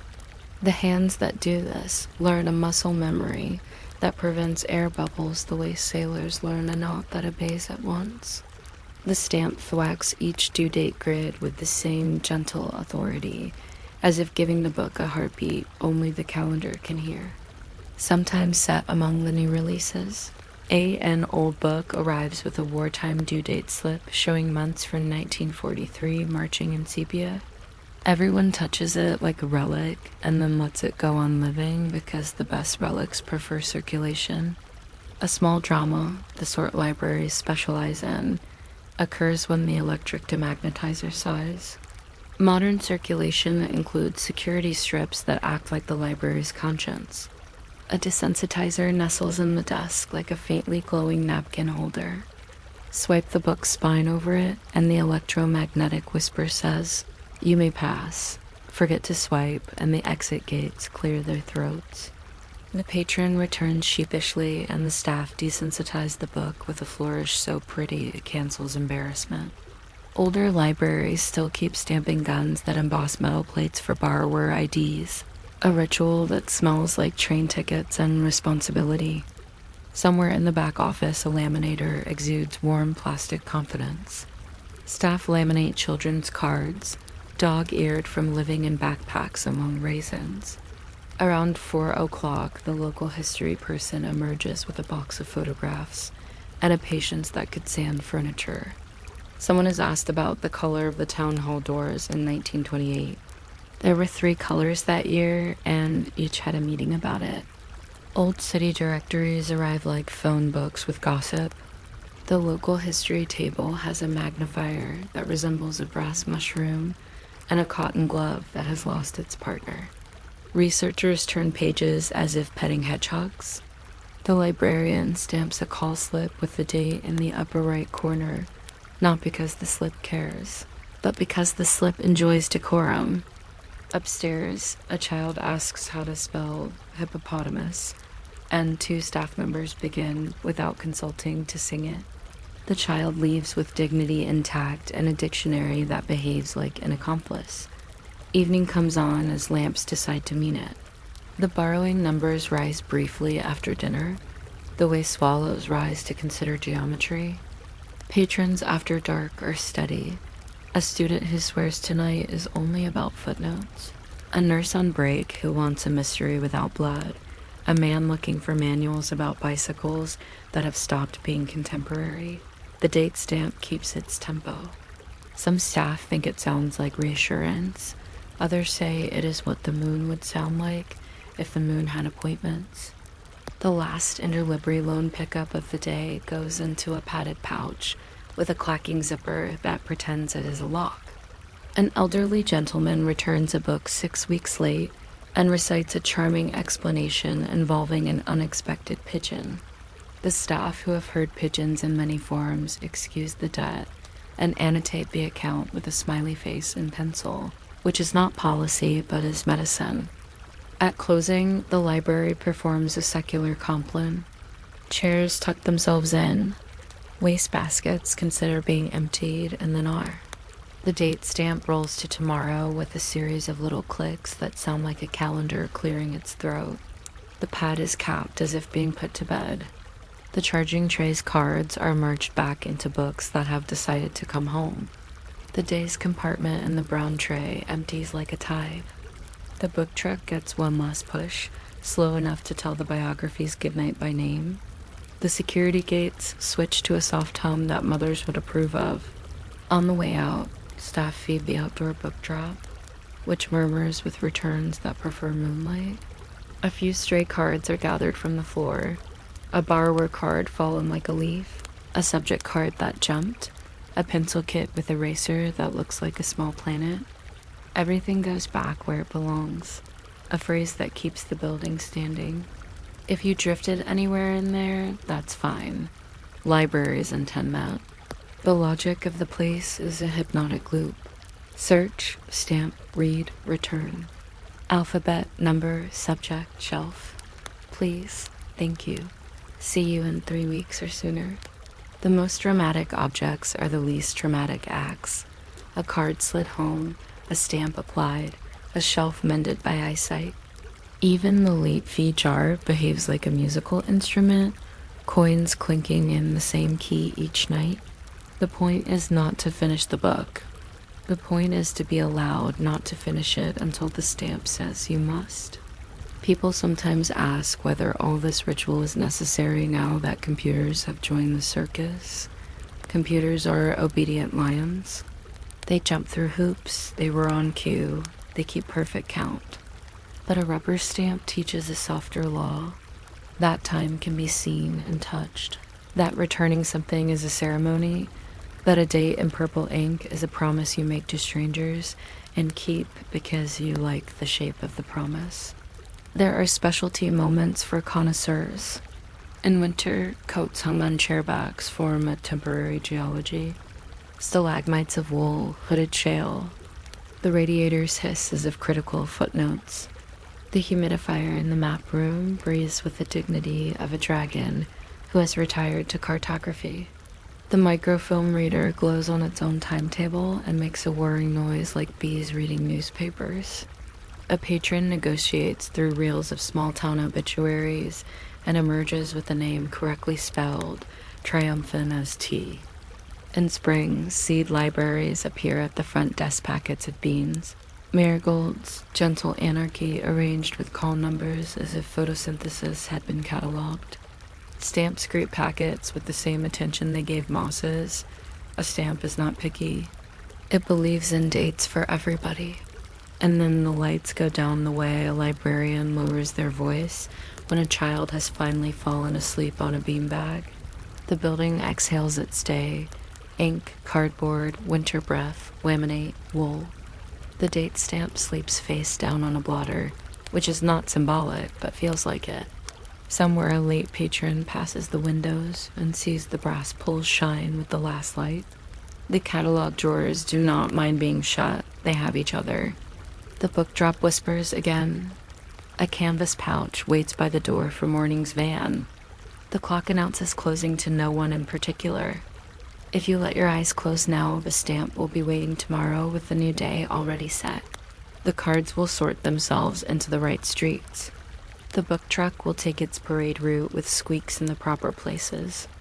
And the library, that cheerful municipality of paper, will keep your place in the sentence, without asking whether you have finished the chapter. You might not expect a ribbon the color of a patient strawberry to decide when a decision is finished, but for a few thoughtful centuries, a length of red tape did, just that binding the last page to the first and the whole matter to tomorrow. If you're still awake when we compare the personalities of wax seals and wafer seals, feel free to subscribe, with the same tiny resolve you use to lick your thumb before turning a quiet page.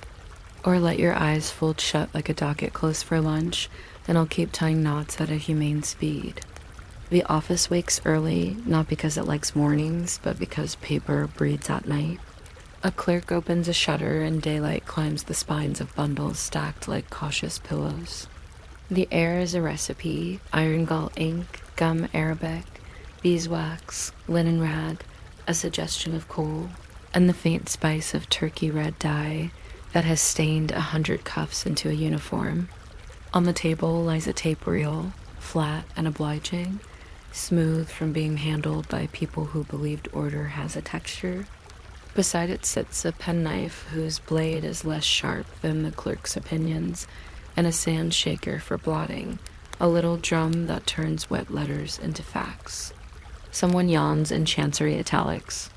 Someone else fans a pile of foolscap as if testing the weather of paragraphs. An incoming packet allows itself to be admired. The outer cover carries a superscription in a hand that had a classical education and is doing its best not to show off. Inside, the petition, the schedule, the annex, the enclosure, the thing marked minute that contains remarks written in a tone of a father explaining buttons to a child, the fair copy that believes in grammar, and, inevitably, a letter apologizing for the lack of a previous letter. The clerk aligns the pages with a small clap paper, applauds when you ask it politely, and threads the first strip of tape through. A slit he has made with the knife's tip, not stabbing, more like persuading.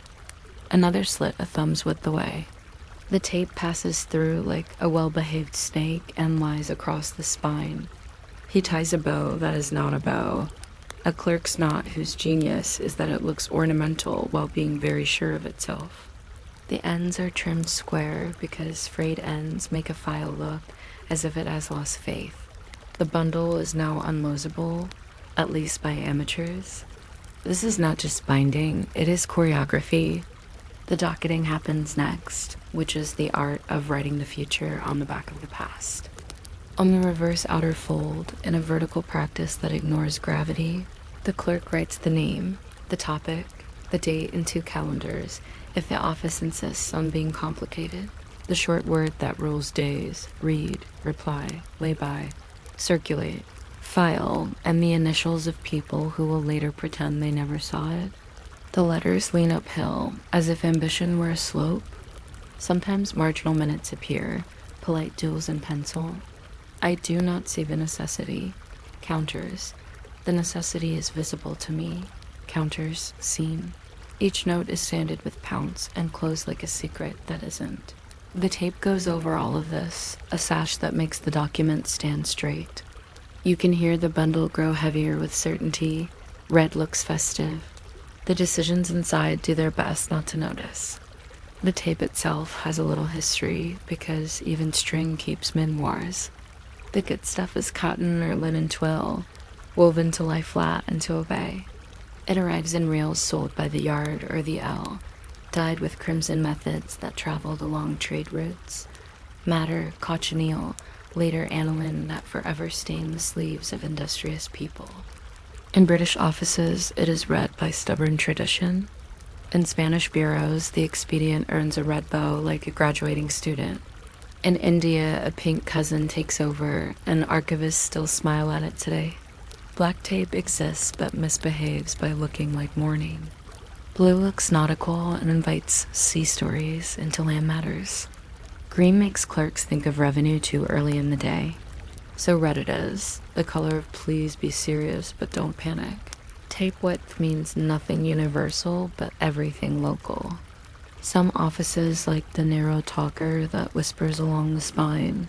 Some favor the broad strap that looks like a belt for paperwork. Old reels keep the memory of fingers in them. They unwind only as fast as you touch them. Ceiling is where the office allows itself a small amount of theater.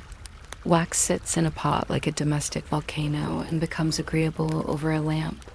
The seal dies warm as hand, each die coin with ambitions, and the wax drops in a polite puddle that reflects windows for 2 seconds and then decides to be a moon. Colors matter a little. Red wax is the loud studio laugh. Black is the solemn cough. Green says the treasury is involved. Blue is pretty and causes no harm. Wafers, those pre-gummed, brittle little discs, offer a quieter alternative that survives bad weather and impatience. A wafer pressed under a thumb becomes permanent enough to make diplomats sigh with relief, and historians sigh with resignation. Where wax confers ceremony, the tape confers transport. The two together look like work that knows how to sit up straight. There are philosophies of knots, and they have minutes attached. A deputy secretary, 3 offices ago, preferred the reef knot because sailors use it and sailors know how to swear at rope. A senior clerk wrote a memorandum in favor of a square knot because squares are how shelves feel. A junior proposed a running bow that could be undone with one tug in the event of sudden enlightenment. The decision, as so often, was to continue as we have done. Clerks develop personal styles, a small pucker at the fold, a double turn around the spine for petitions that have gone on too long, a fondness for arranging the ends so they lie like eyebrows of approval. In some circumstances, a pin joins the party brass, discreet piercing the knot at a confidential angle. If you ever see a file with 2 pins, leave it alone. It belongs to a story that isn't sleepy. At intervals, the tape becomes geography.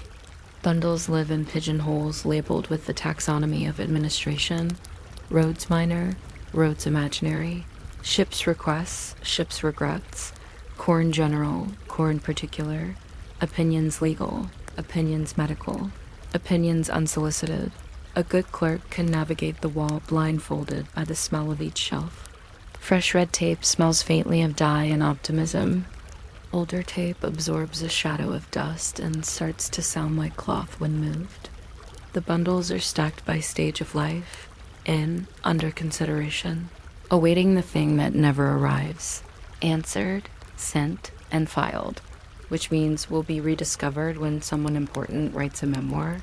Filing cabinets come later with steel that hums.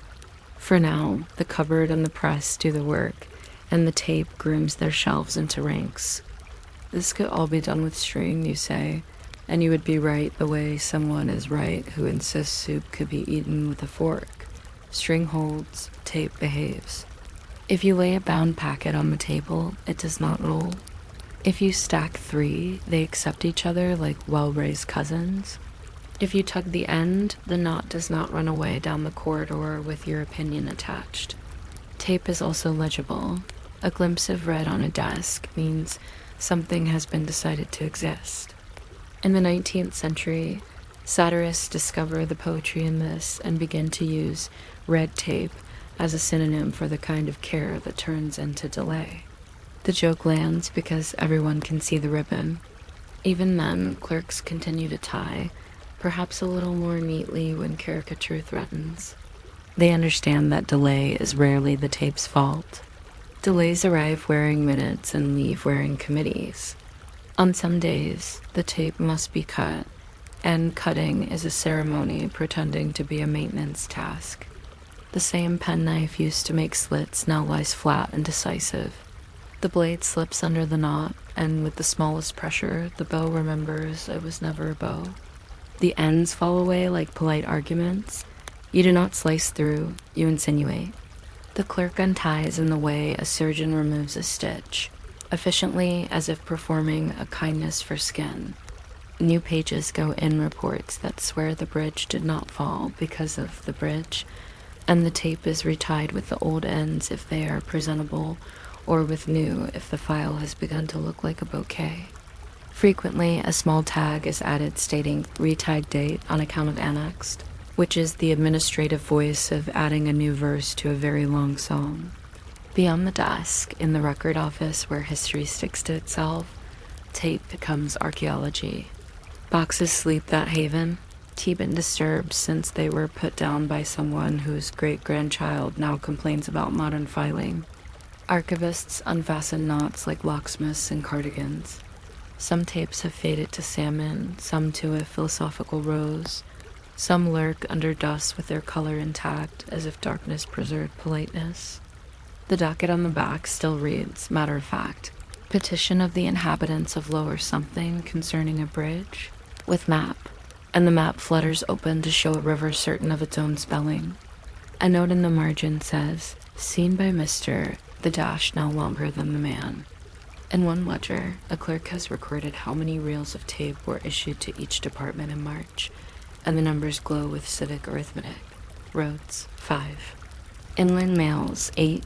Foreign correspondence, 12. Education, 3. Miscellaneous, 1. Returned eventually.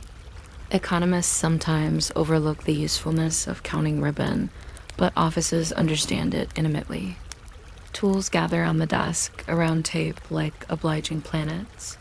The quill trimmed with a penknife, the metal pen that carries a nib stubborn about angle, the galley tray where letters assemble into printing, the corner weight shaped like a sleeping cat that prevents drafts from rearranging progress, a box of wafers that crack if looked at impolitely, a wafer tong, a sort of sugar tongs for government, a blotter that remembers every sentence faintly, a palimpsest built by accidents, the bell that summons a messenger who enters like a parenthesis and leaves like a comma.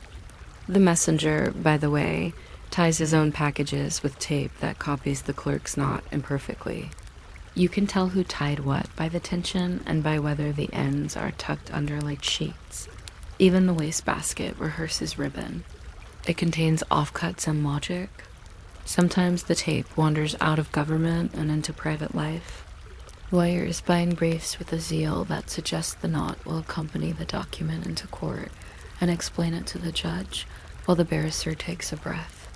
Estate inventories arrive tied in red as if to make the list of chairs feel official. Families tie deeds with pink, so the drawer understands that it is housing something that can cause dinner to become conversation. Libraries, those prudent nations of paper, adopt pink tape because pink is friendly to fading. Tailors keep samples with tape so no cloth forgets its cousins. Even recipe books acquire a red ribbon so that pie can be bound to pastry by precedent. There is, of course, the day when someone decides that tape is the problem and not the witness. A reformer denounces red tape in a speech that relaxes several listeners into naps. Another proposes the replacement of ribbon with brass fasteners that bite through paper like efficient insects. The brass fasteners have their virtues.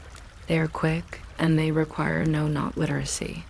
But they also have teeth, and teeth do not age kindly in files. When people tire of being bitten, they return to tape with apologies. Later, hole punches and treasury tags arrive, a green thread threaded through holes with a metal bar like an eyebrow.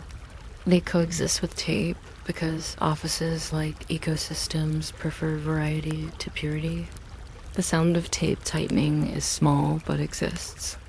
If you listen, and clerks are very good listeners, you hear a soft whir of cloth around paper, a rustle that says, enough. Tie thousands of bundles, and the noise becomes a metronome for thought. The hand remembers the length without measuring. It knows how much to pull, so the knot will lie flat and neither confess nor boast. The little disciplines add up to something that looks like care and behaves like time. At evening, when the day has been written into itself, the last thing a clerk does is to tie one more packet for tomorrow. He writes the docket, defers a decision to a time he trusts will exist, and passes the ribbon once, twice, 3 times through its slits. The knot sits there like a polite guard. The desk is brushed with a sleeve. The sand shaker sleeps. The penknife closes. The coil of tape is laid so that in the morning it will unwind toward the left, because left is the side with space. The cupboard door shuts with the minor chord common to cupboards. Out in the corridor, a porter complains amiably about stairs. The lamp is turned down. If you close your eyes, you can still see the red sash across the day. If you drift away for a minute, nothing changes, which is the point. Tape continues its quiet mechanical kindness. Gather the parts, keep them together, make the outside say what the inside is, undo without violence when the story grows. The rhythm is detail, expansion, a soft joke about knots that have opinions, and back to the ribbon again. In language, red tape grew into an insult. On the desk, red tape stayed a tool. Those are both true, and they coexist as peacefully as docket and map. Somewhere in an archive, a clerk's bow lies exactly where he left it in 1827, still doing its job. Somewhere else, a council packet goes outbound in modern pink and comes back with coffee breath in a new minute. We do not need to declare a moral. We can simply imagine one more loop round, one more square knot flattened with the nail of a tidy thumb, one more docket added in a hand that gets smaller as it reaches the corner. The ribbon exists so that when you wake up, you can start again at the place where responsibility left off, without having to ask the wind to explain anything. You might not expect the quiet exercise of turning a crank to keep a whole tone. It's patience and step, but for a long, agreeable stretch of history, the person who wound the public clock did exactly that, walking up narrow stairs with a pocket full of oil and encouragement, and leaving time properly heavy again. If you're still awake by the time, I compare the smell of clock oil to a very polite orchard. Feel free to subscribe with the same effort it takes to nod at a passing minute hand. Or simply let your eyes half close like shutters at siesta, and I'll keep winding until the weights remember their manners. The day starts before the day where tower clocks are concerned, because timekeepers enjoy a head start. The winder finds the tower key in its usual drawer that also shelters a pencil which believes it is in charge. He pockets a rag that has taken on the personality of the mechanism, and a little can of oil whose spout points with modest ambition. The stairs are wooden in old towers and stone in serious ones. In either case, they spiral like a thought that refuses to be direct. Dust has a policy of residence. Pigeons have a policy of visiting. The steps remember boots from 3 centuries, including one pair that scuffed an opinion about taxes. Halfway up, a window. The town is yawning, chimneys thinking about statements, streets trying to decide which color of mourning suits them. You reach the clock room and time is suddenly visible in iron, frames bolted like patient skeletons, wheels that argue with each other in well-regulated whispers. A pendulum that has chosen one frequency and will tolerate no other, and the magnificent fact of weights. Huge barrels of gravity wrapped in cable, waiting for a human to give them back their purpose. Winding looks like a task, but behaves like a conversation. The crank socket welcomes the handle as if tools recognize kin. You begin to turn, and cables rise from their drums with the contented sound rope makes when it remembers work. The weights climb the shaft at the pace of monks climbing a hill, not fast enough to be dramatic, not slow enough to be philosophical. Each turn feels identical and somehow unique. You can tell by the resistance if the grease considered taking a day off, or if last week a storm suggested a little extra chime. Some towers use a windlass with teeth that click like well-spoken beetles. Some have an electric motor now, carefully hidden because the clock prefers not to acknowledge progress unless it is disguised as reliability. In old towers, the winder counts 50, 100, 200 turns, pausing only to admire the pendulum's refusal to participate in the panic of muscles. The pendulum is the tower's sleepy metronome. On it, there is sometimes a bob the size of a proud kettle, with a rating nut beneath that looks like a crown for patience. A quarter turn of that nut lengthens the pendulum by a whisper and makes the clock confess to slowness. The opposite makes it brag. The skill is in knowing which breakfast made it early and which made it late, adjusting by the thickness of a coin slid atop the bob. A joke among winders that never becomes less funny because coins are born for such work. You lean in and listen. Good clocks hum like polite bees. The escape wheel releases its teeth into the future with a small tick that teaches a second how to walk upright. The pallets answer to say the second may pass. The minute wheel contemplates promotions. Somewhere a fly fan spins to curb enthusiasm in the striking train, a brass governor that flirts with air so the bells do not enthusiastic themselves into a blur. The oil you carry is thicker than gossip and thinner than excuses. A drop at each arbor pivot, a dab where steel meets honesty, and the mechanism remembers to be kind. In cold weather, the oil thinks of becoming butter. You reassure it with a breath and a rag that has seen worse. In summer, it thinks of running away. You persuade it to adopt a slower philosophy. While you work, you notice the inscription scratched by previous keepers. Initials from 1879, a little star from 1921, a rectangle from 1953, shaped like a sandwich, perhaps eaten here. Clocks are archives that tick instead of whisper. When you finish winding the going train, you move to the striking train that lifts the hammer and schedules histories. This weight is heavier because it pays for public noise. The hammer deserves its own moment. It sits near the bell like a colleague with impeccable timing. The hammer never actually touches the bell if things are healthy. It strikes and then retreats like a compliment made by someone who understands acoustics. Bell metal is bronze with secrets. It prefers to be addressed and then left to sing. If your hammer lingers, you get a clank that sounds like a gate regretting itself. The rope from the striking train pulls the hammer in a sequence of preparatory breaths, and then the moment, lift, release, ring. In quarter-chiming clocks, a silly family of hammers works out the tune, sometimes a little smug about being Westminster, sometimes an old local melody that refuses fame. The winder checks the hammer's leather pad, replaces it when it has forgotten tenderness, and shaves it with care that would make a barber emotional. You test the strike by tripping the train, one careful bong that travels across roofs and tells unslept bakers that someone else is awake too. It is not just a sound. It is somebody promising to keep count on your behalf. Outside, the dial faces behave like well-meaning actors. Roman numerals keep their ancient dignity unless a Victorian smith has given the 4 as 4, because symmetry is prettier than correctness. And prettiness is a kind of correctness. Hands are forged like size. Minutes have thin hands that point like a librarian. Hours have broad, comfortable hands that would be good at carrying soup. Behind the dial, there is a nest of motion work too simple to be boring, and too important to be ignored. Gears that step down enthusiasm from the going train to the day as patient display. The glass panes in the dial sometimes fog with weather thoughts. A winder leaves the little ventilation hatch a sliver open to encourage clarity, and townsfolk notice their minutes sharpen. Spiders suspend tiny experiments in aerodynamics from numerals.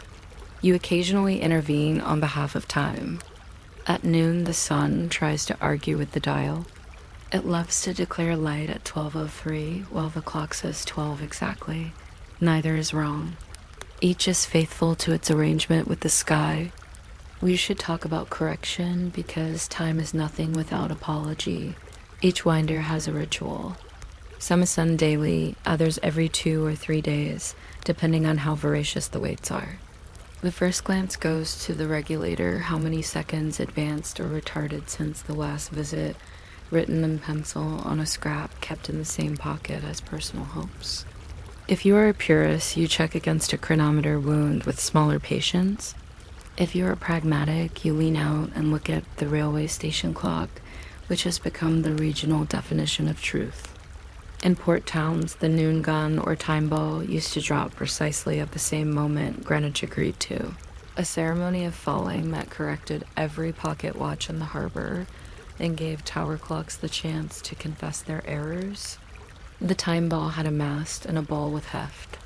It would rise just before noon, so anticipation could make a home and then drop when telegraphy permitted the universe to synchronize. The ball itself has retired in most places. The ritual remains in muscle memory. You adjust your pendulum nut by a tiny amount, knowing that the tower amplifies tiny into town-wide. There is joy in the modesty of those turns, in improving today so that tomorrow wakes up already straight. Maintenance is an unexciting hero. The pallets wear grooves. An old winder polishes them with the kindness of someone wiping sleep from a child's eyes. The escape wheel teeth are recut at intervals measured in decades, which is how you know this is a good job for someone fond of patience. The cables fray invisibly and then very visibly. You run fingertips along them like a violinist worried about a string, because gravity is enthusiastic even on pleasant days. The weight chutes are checked for souvenirs. Fallen tools live down there with pigeon opinions. The clock room collects weather and resolves it into dust. Every few years you sweep as if setting a long table.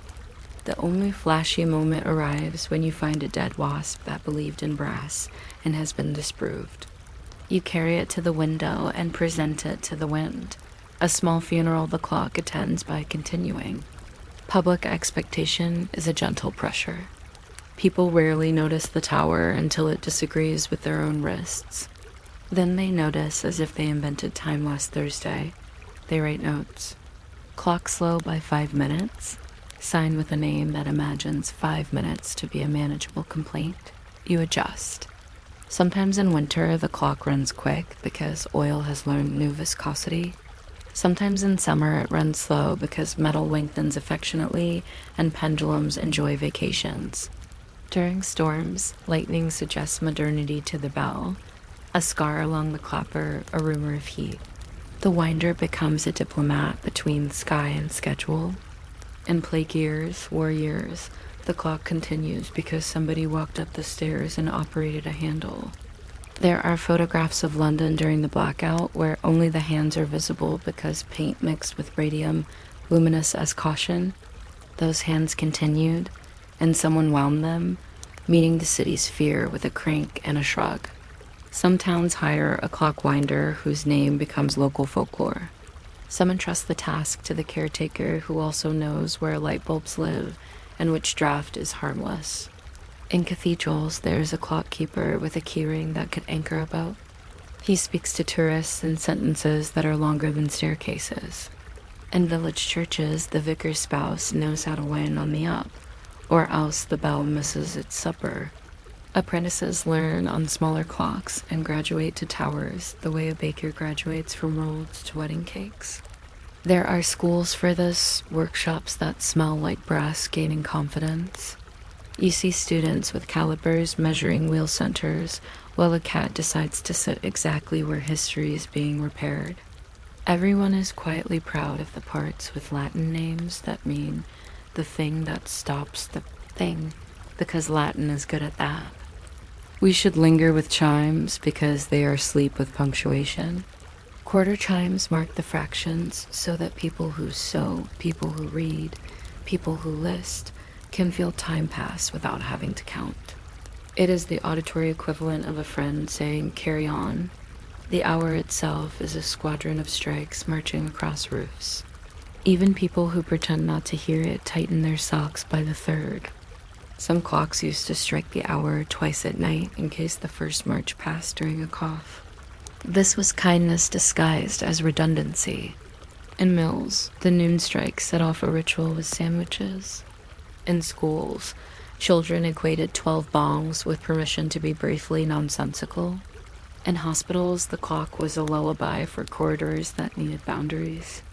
If the striking train fails, you miss it in your bones. Even cats look confused. Winders sometimes stand in the belframe during the hour, not because they don't know what will happen, but because close-range sound empties the mind like rain. Downstairs, on the ground where clocks are mostly effect and hardly cause, the town organizes itself by the shadow of regularity. Shopkeepers set out bread or bolts of cloth according to hands touching a number. Trains adopt minutes like uniforms. A public meeting that begins at 8 actually begins at 3 minutes past, because everyone who had to climb a hill on purpose is forgiven.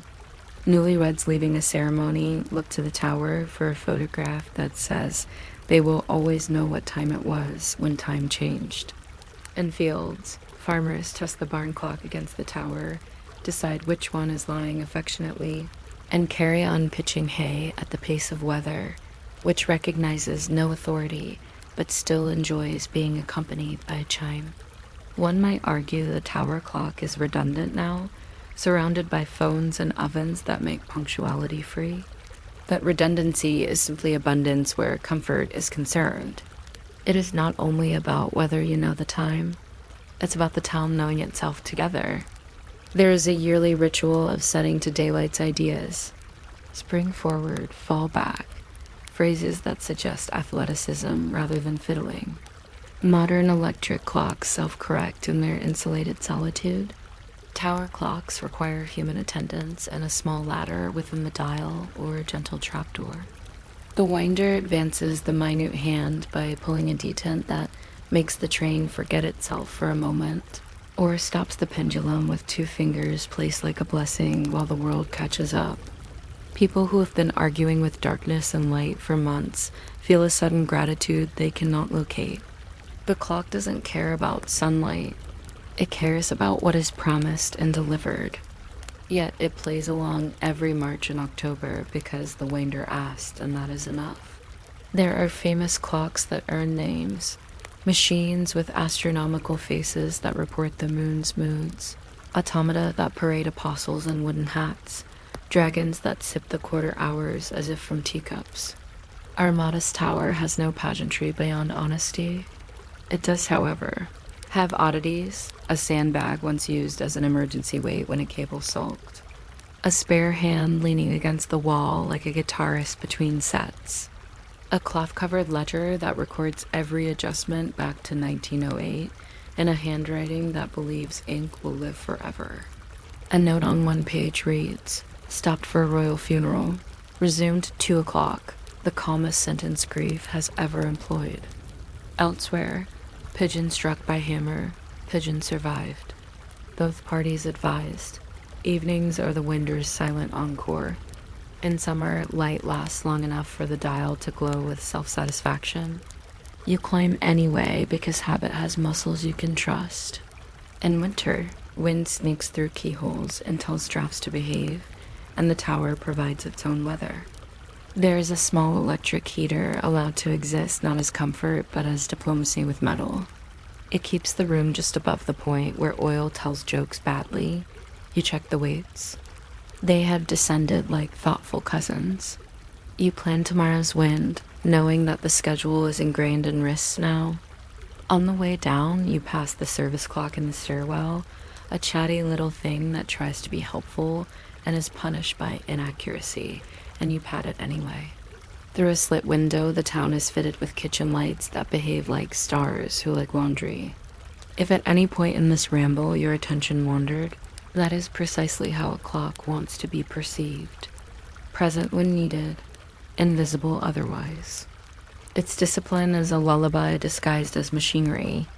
Detail, expansion, a sleepy metaphor, a return to the tick. The rhythm repeats and is kind. A crank turns the weight into potential. The weight turns potential into little freedoms of gear teeth. The teeth permit a pendulum to be left alone to be itself. The pendulum measures a second, so nobody else has to. I could tell you about anchor escapements and deadbeats, about Harrison's Zisk gridiron and temperature compensation performed with brass and steel as if they were reasonable people. I could tell you about compensated pendulums with mercury jars that rise as metal expands and make heat apologize. But such facts, while charming, are not required for sleep. What helps is the image of a human hand on a crank, counting slowly, pausing at 37 to listen for the contentment of a cable, adding a sliver of coin to the pendulum on Friday because Thursday was impetuous, writing +2s in pencil on a scrap that lives in the pocket with lint, and a paper clip that will eventually retire as a bookmark. There is no conclusion, only the daily truce between weight and height, between swing and stillness. Somewhere right now, a tower clock is deciding not to argue with wind. Somewhere a winder is writing down an adjustment smaller than the thickness of thought.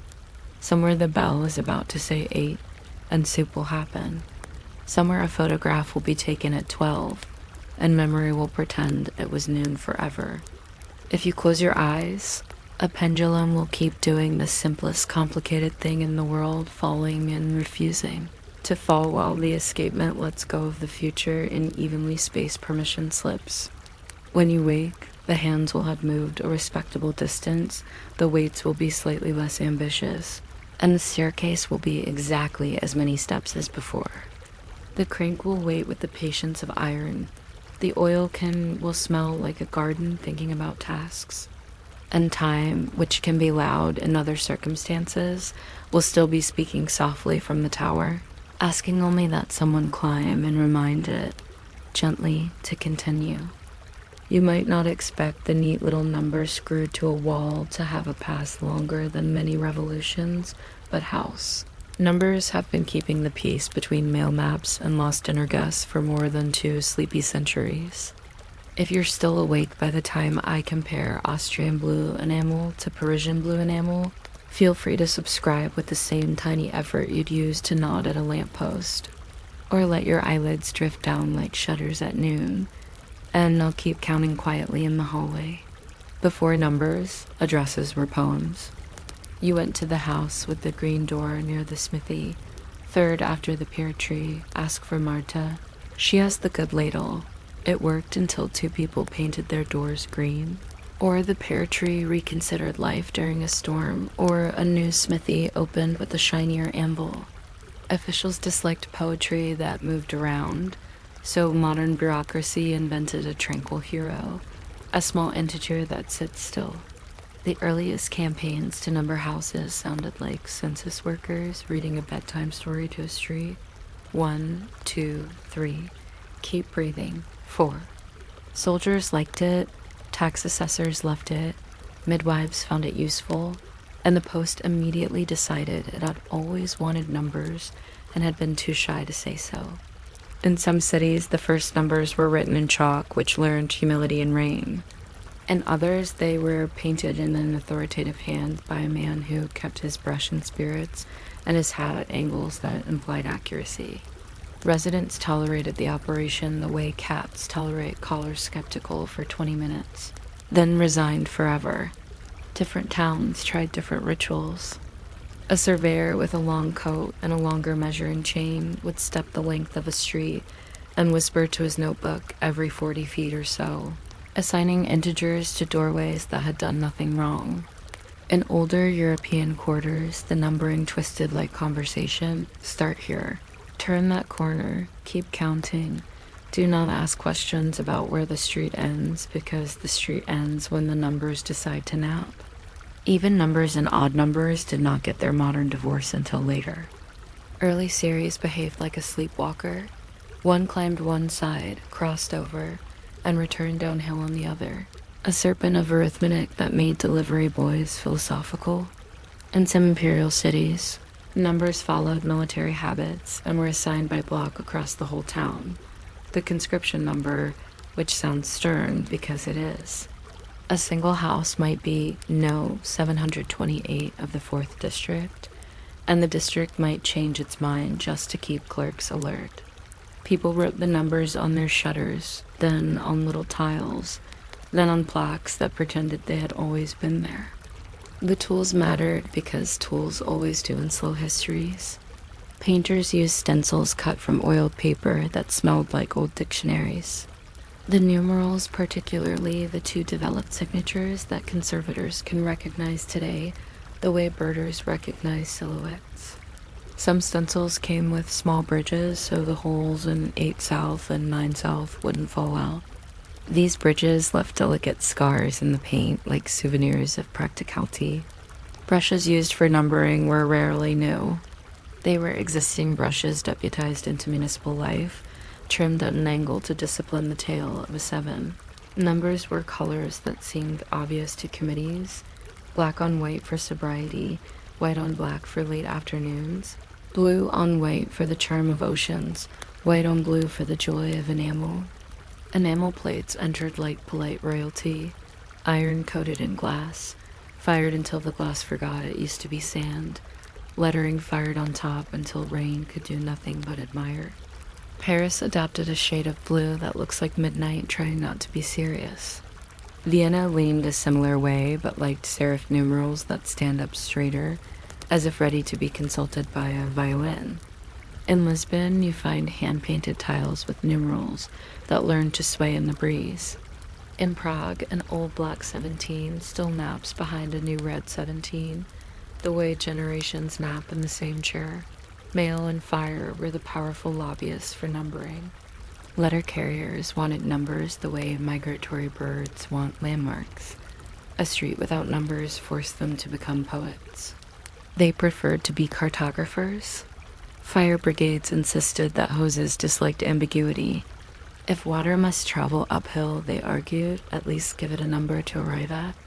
City councils nodded and decreed numbering campaigns with the unthreatening pomp of brass bells. Crews went out with ladders and tins of paint, an invoice book, and a list that had already been modified twice by pencil. They sang a little if the street was long. They negotiated with house owners who had named their dwellings after virtues, hope, prudence, and, slightly too often, Rose Cottage, and explained that hope could be no 24 without ceasing to be hopeful. Occasionally, a household refused on principle. An official would then return with a brush and an attitude borrowed from mathematics. No, 24 became no, 24, gently in the night. This is the natural place for the numbering system to shift its rhythm, the way a street calmly bends around a tree. Odds and evens were introduced along long straight avenues, like polite side-by-side conversations. Left became odd, right became even, or the reverse, depending on which pocket the city kept its compass. The system looked obvious and therefore comforting.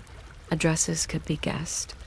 No, 312 will be roughly opposite 311, which sounds like happiness in an engineer's voice. Measuring distances by numbers and thus determining how much fare a cab should have became surprisingly tidy. In some places, a building set back from the street gained an A or a B after its number like a friendly appendix. In others, it inherited a bis, ter, quater, Little Latin adverbs that feel like a scholarship for a porch. Cul-de-sacs tempted inventiveness. Some cities assigned the parent street's number with a suffix. Others declared cul-de-sacs to be small planets and let them start at one again. Postmen adjusted their mental maps with the flexibility of cats deciding where to nap.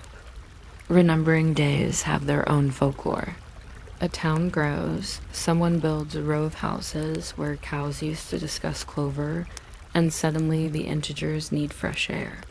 On a declared Tuesday, large men with canvas bags knock on doors and offer new digits like apologies.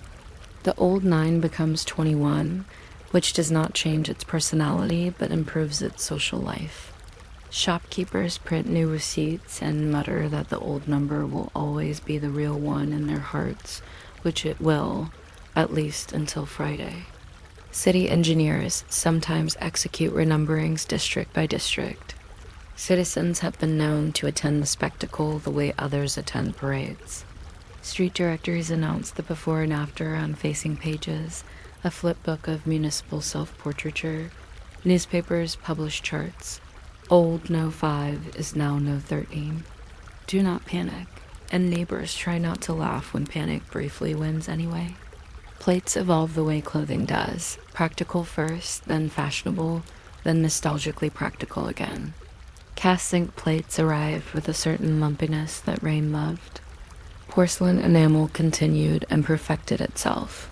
Numbers concentrically outlined to resist optical confusion, corners rounded so laundry wouldn't snag. Modern reflective plates do their duty in headlights with athletic grace. Brass numerals from hardware shops continue a long tradition of personal choices, an austere 3 suitable for law offices, a curly 3 for houses devoted to jam. There is an entire quiet industry of screws, because screws decide whether a plate will remain dignified or tilt into comedy during storms.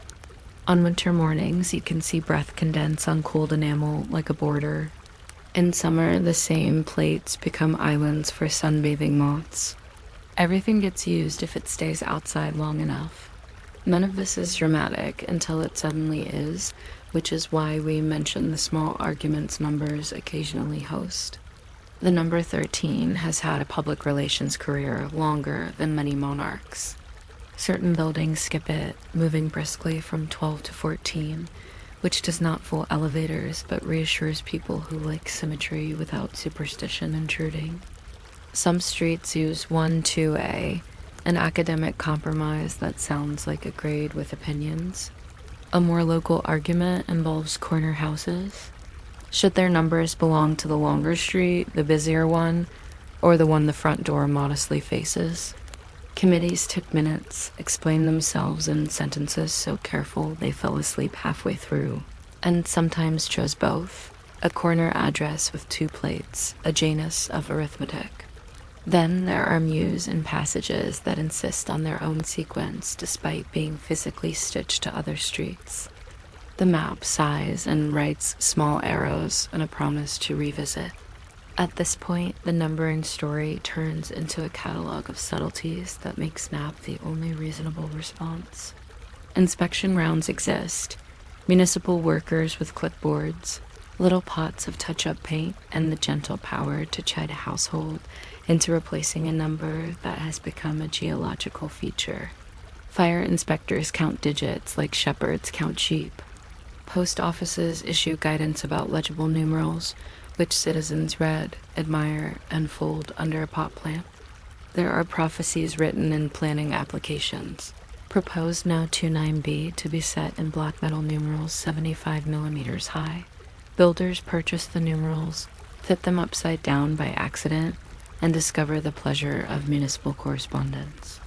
In the countryside, numbers detach from houses and live on gateposts, flirting with mud. Or they climb onto letterboxes shaped like small barns and watch the road with real patience. A lovely thing happens in archives.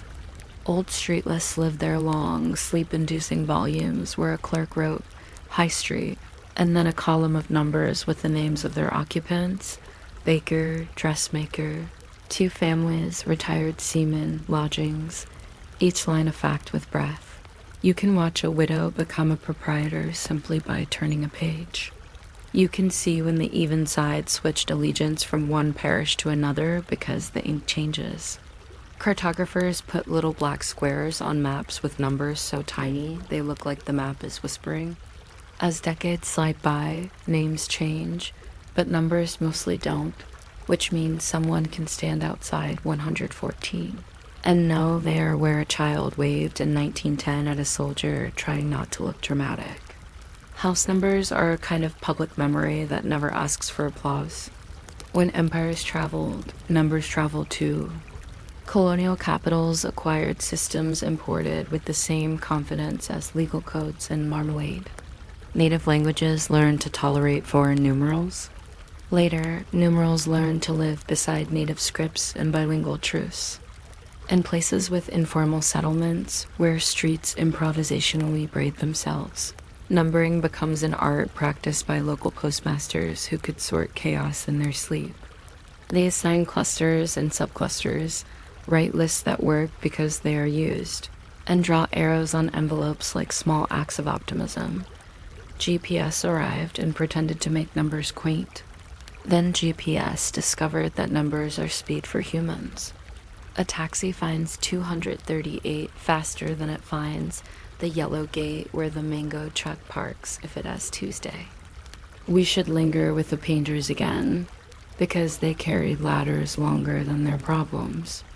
In the 18th century, a man with a bucket of lime wash, a ledger, and a companion who could make change would move down a street. He would knock, announce, and paint not only the number, but a tiny ornament, a dot, a dash, a frame designated by the administration that year, so inspectors could tell whether a number predated last winter's regulations. It is the municipal equivalent of rings on a tree. In some towns, a stencil kit included little hearts or fleurs de lis for good moods. In others, numbers were accompanied by small crown symbols that have survived revolutions by pretending to be flowers.